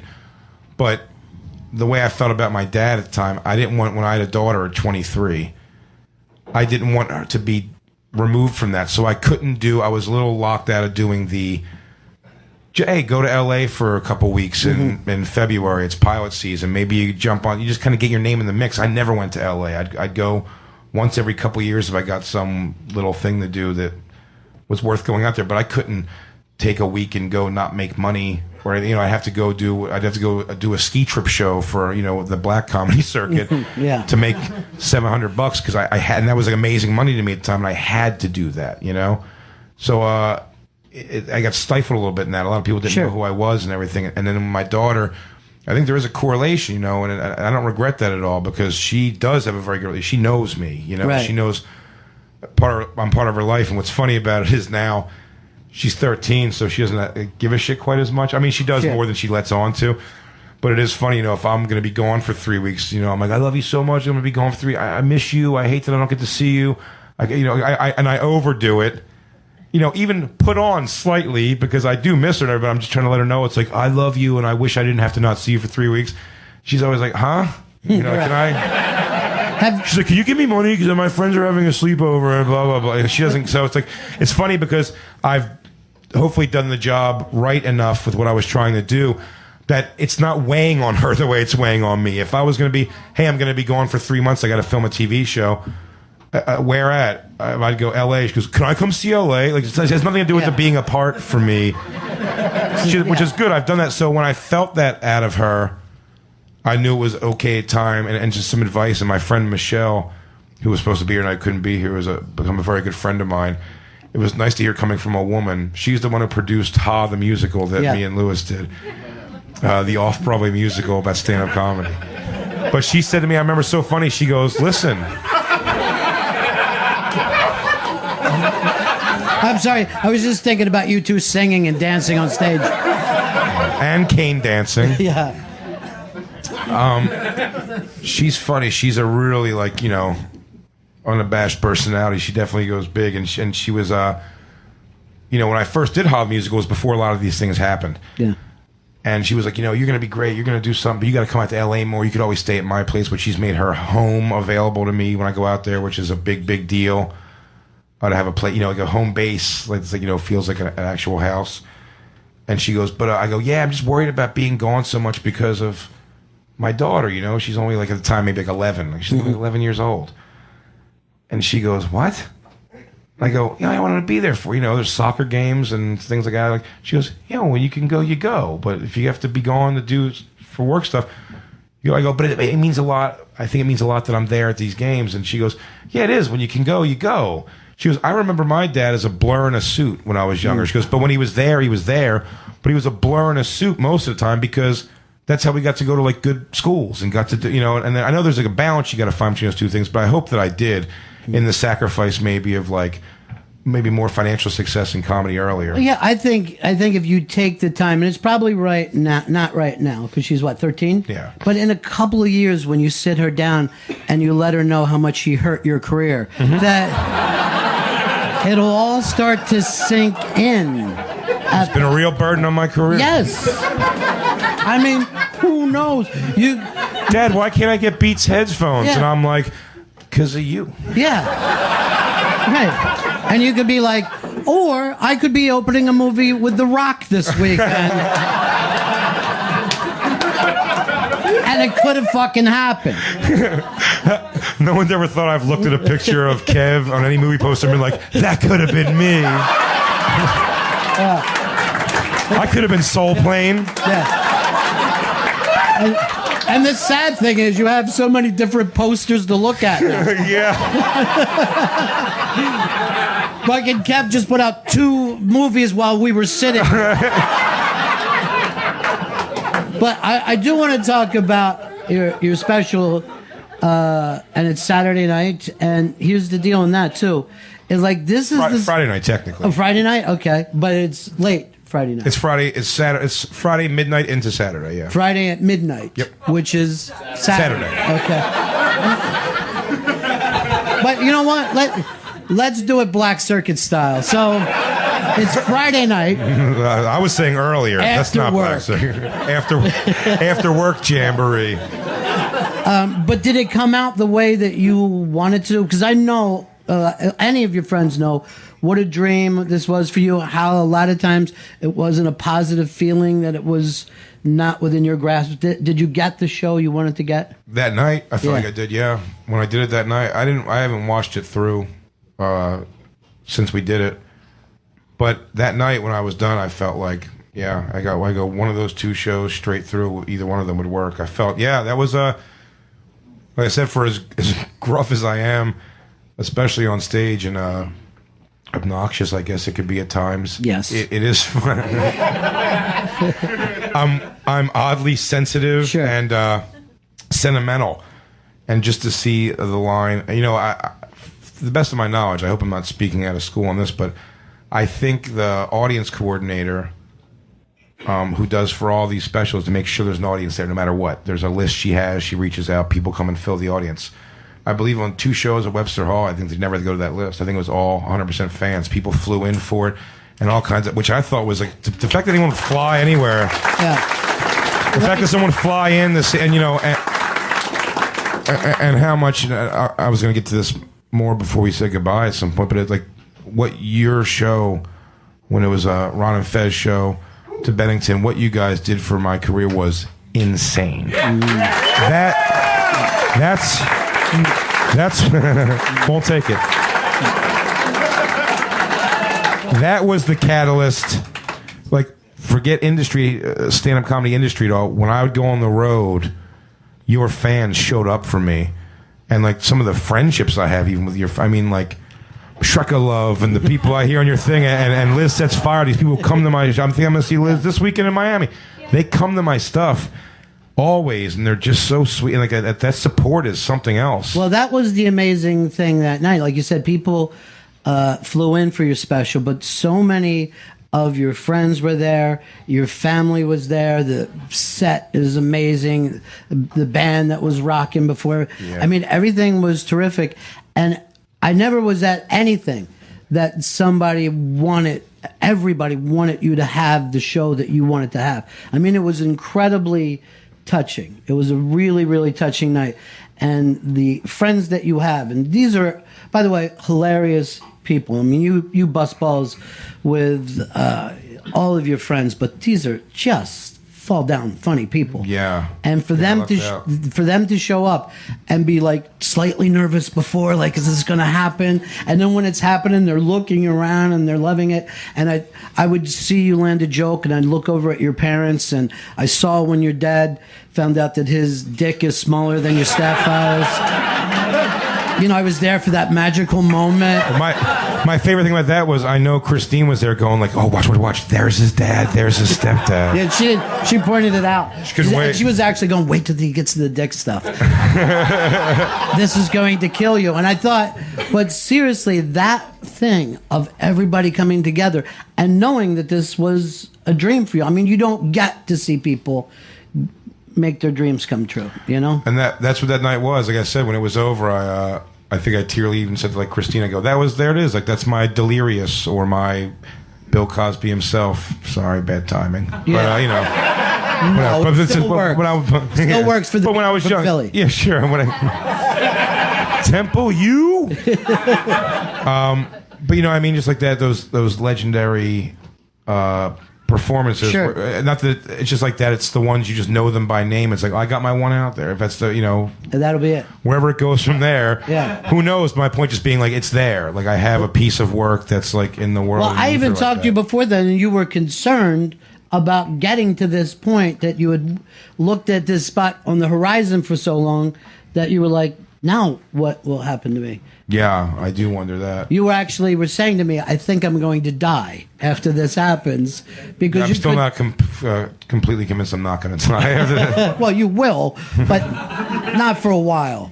I mean, you won't die the way you did on the black circuit, but it'll be easier. It'll be easier when you die. But that thing of very few people know that I've set my goal on something. It was kind of that Super Bowl moment, and I never been with a bunch of people who cared about somebody. Like, nobody was thinking about themselves. It was an amazing experience, you know. Well, it was amazing, and I think I'm such a mother hen in a weird way with my friends, and I kind of, with a lot of them, I think I'm kind of the center of the spiderweb.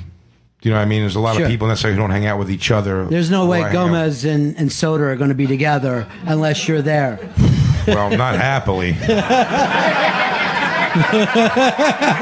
You need a conduit there, someone to go between. But no, you know what I mean? Like, it's a lot of people that, and again, everyone's sort of friends, but you know what I mean? Like, I'm kind of the center of, everyone is of their own web, Sure. But it's an interesting one that I have for sure, that I feel very lucky to have. But it's generations of hilarious people. It's generations of just some of the funniest minds. But for those people to show up that night and not be ball busting, you know what I mean? No, to yeah, they were sincerely excited, yeah. be looking at this, and you know, standing outside in between shows, everyone's like, the first show fucking crushed, so now he's free to do the second show.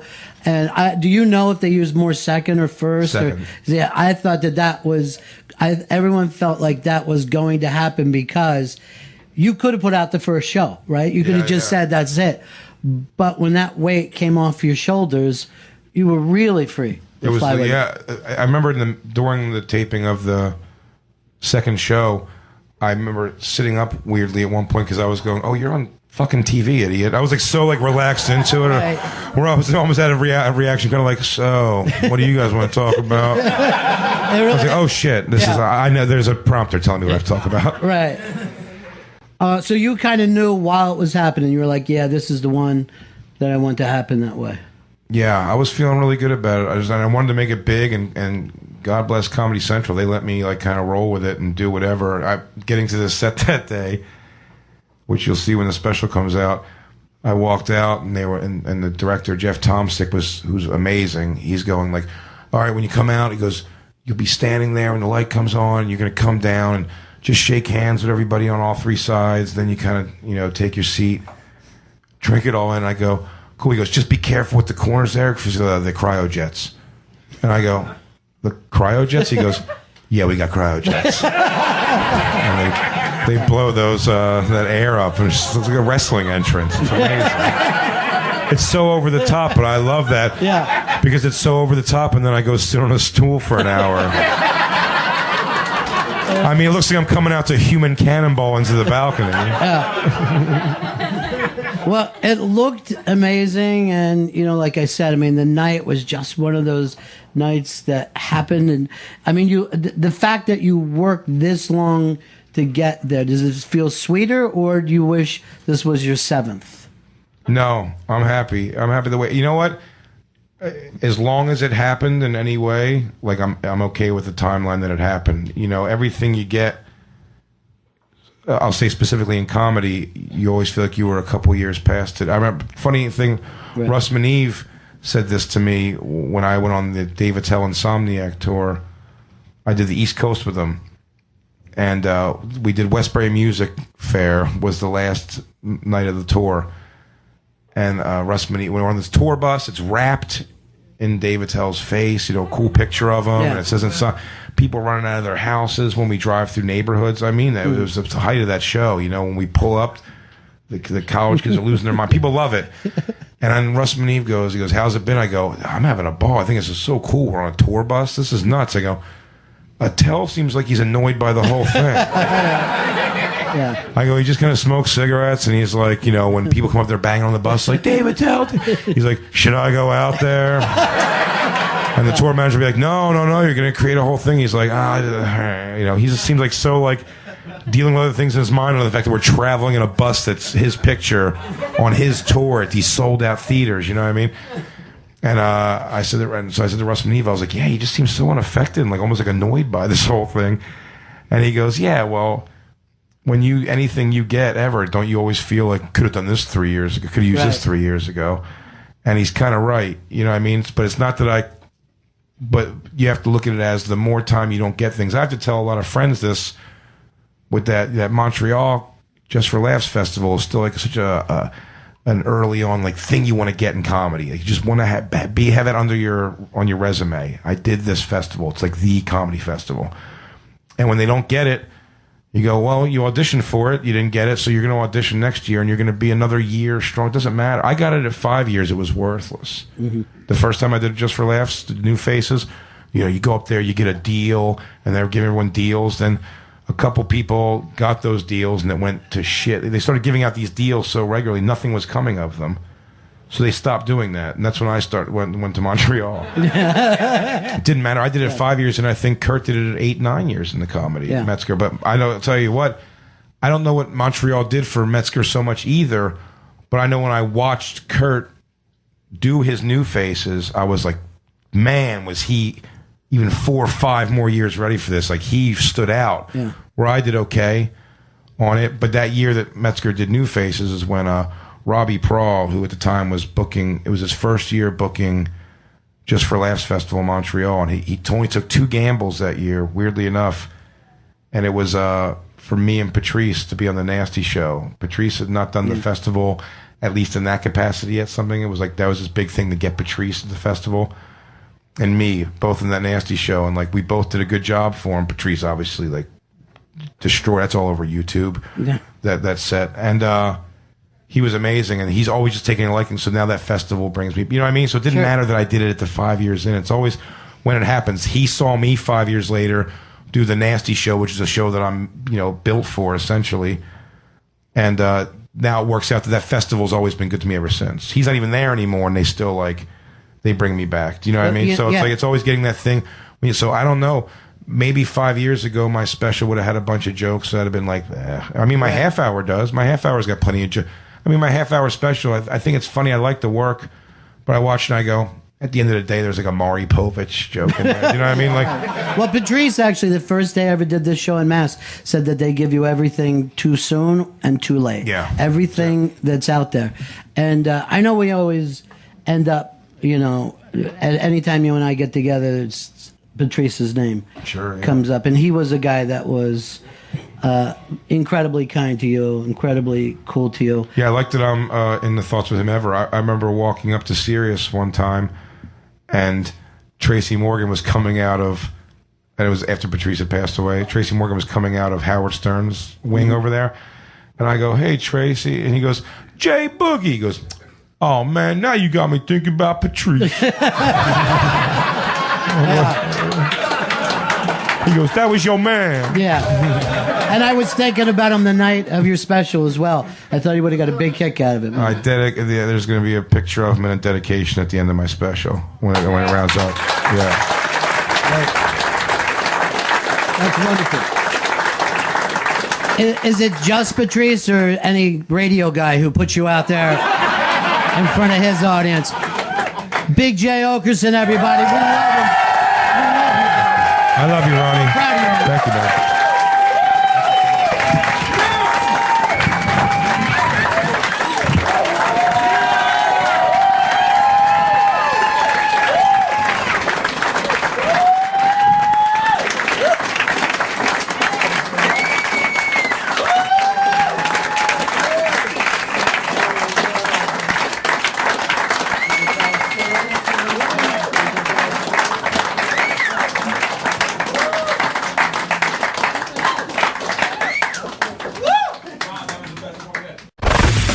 This is Bennington. That was Unmasked with Big Jay Oakerson. What do you think of that? What a fun night. That was such a blast, and I'm so happy for him. I feel like this is Big J Day.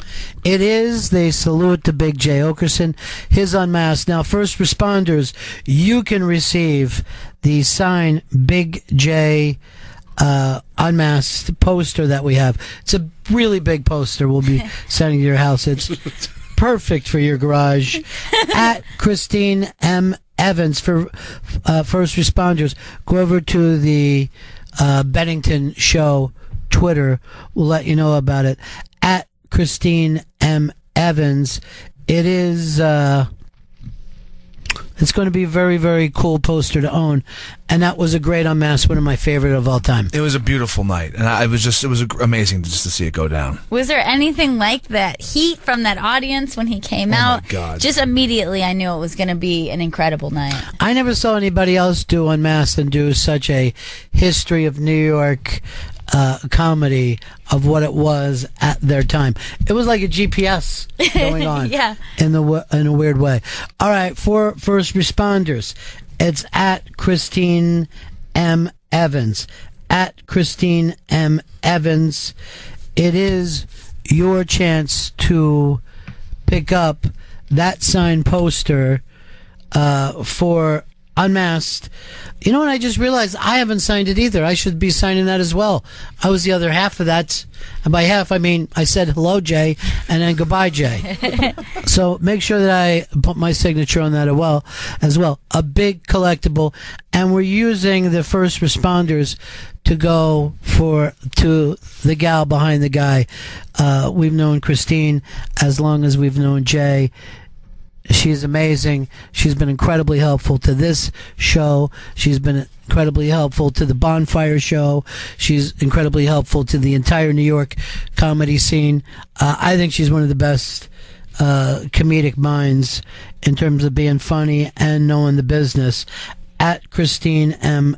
Evans for congratulations. And one of those tweets will be picking up the sign Big Jay Oakerson, which we now found, and this excites me just to hear about it.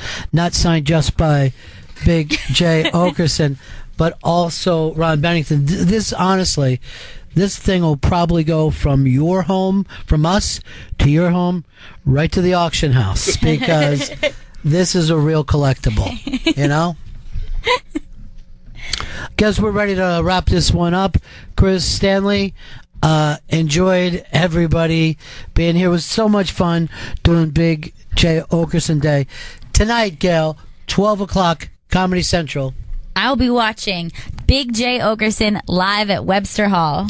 And Chris Stanley for the first responders. At Christine M. Evans, at Christine M. Evans, for a chance to win the signed Unmasked poster signed by Big Jay Oakerson and one Ron Bennington. You know, we say it's priceless because there's literally no price on this whatsoever. But I think it's quite the collectible. We've never given out an Unmasked poster before. Never. This is a first time ever. First time ever. Enjoy yourselves. Make sure you're watching tonight. If you're part of Skanks Fest, you can go watch it with Big J tonight over at the Creek in the Cave. Right now, first responders at Christine M. Evans. Follow along on our Twitter. Just click it.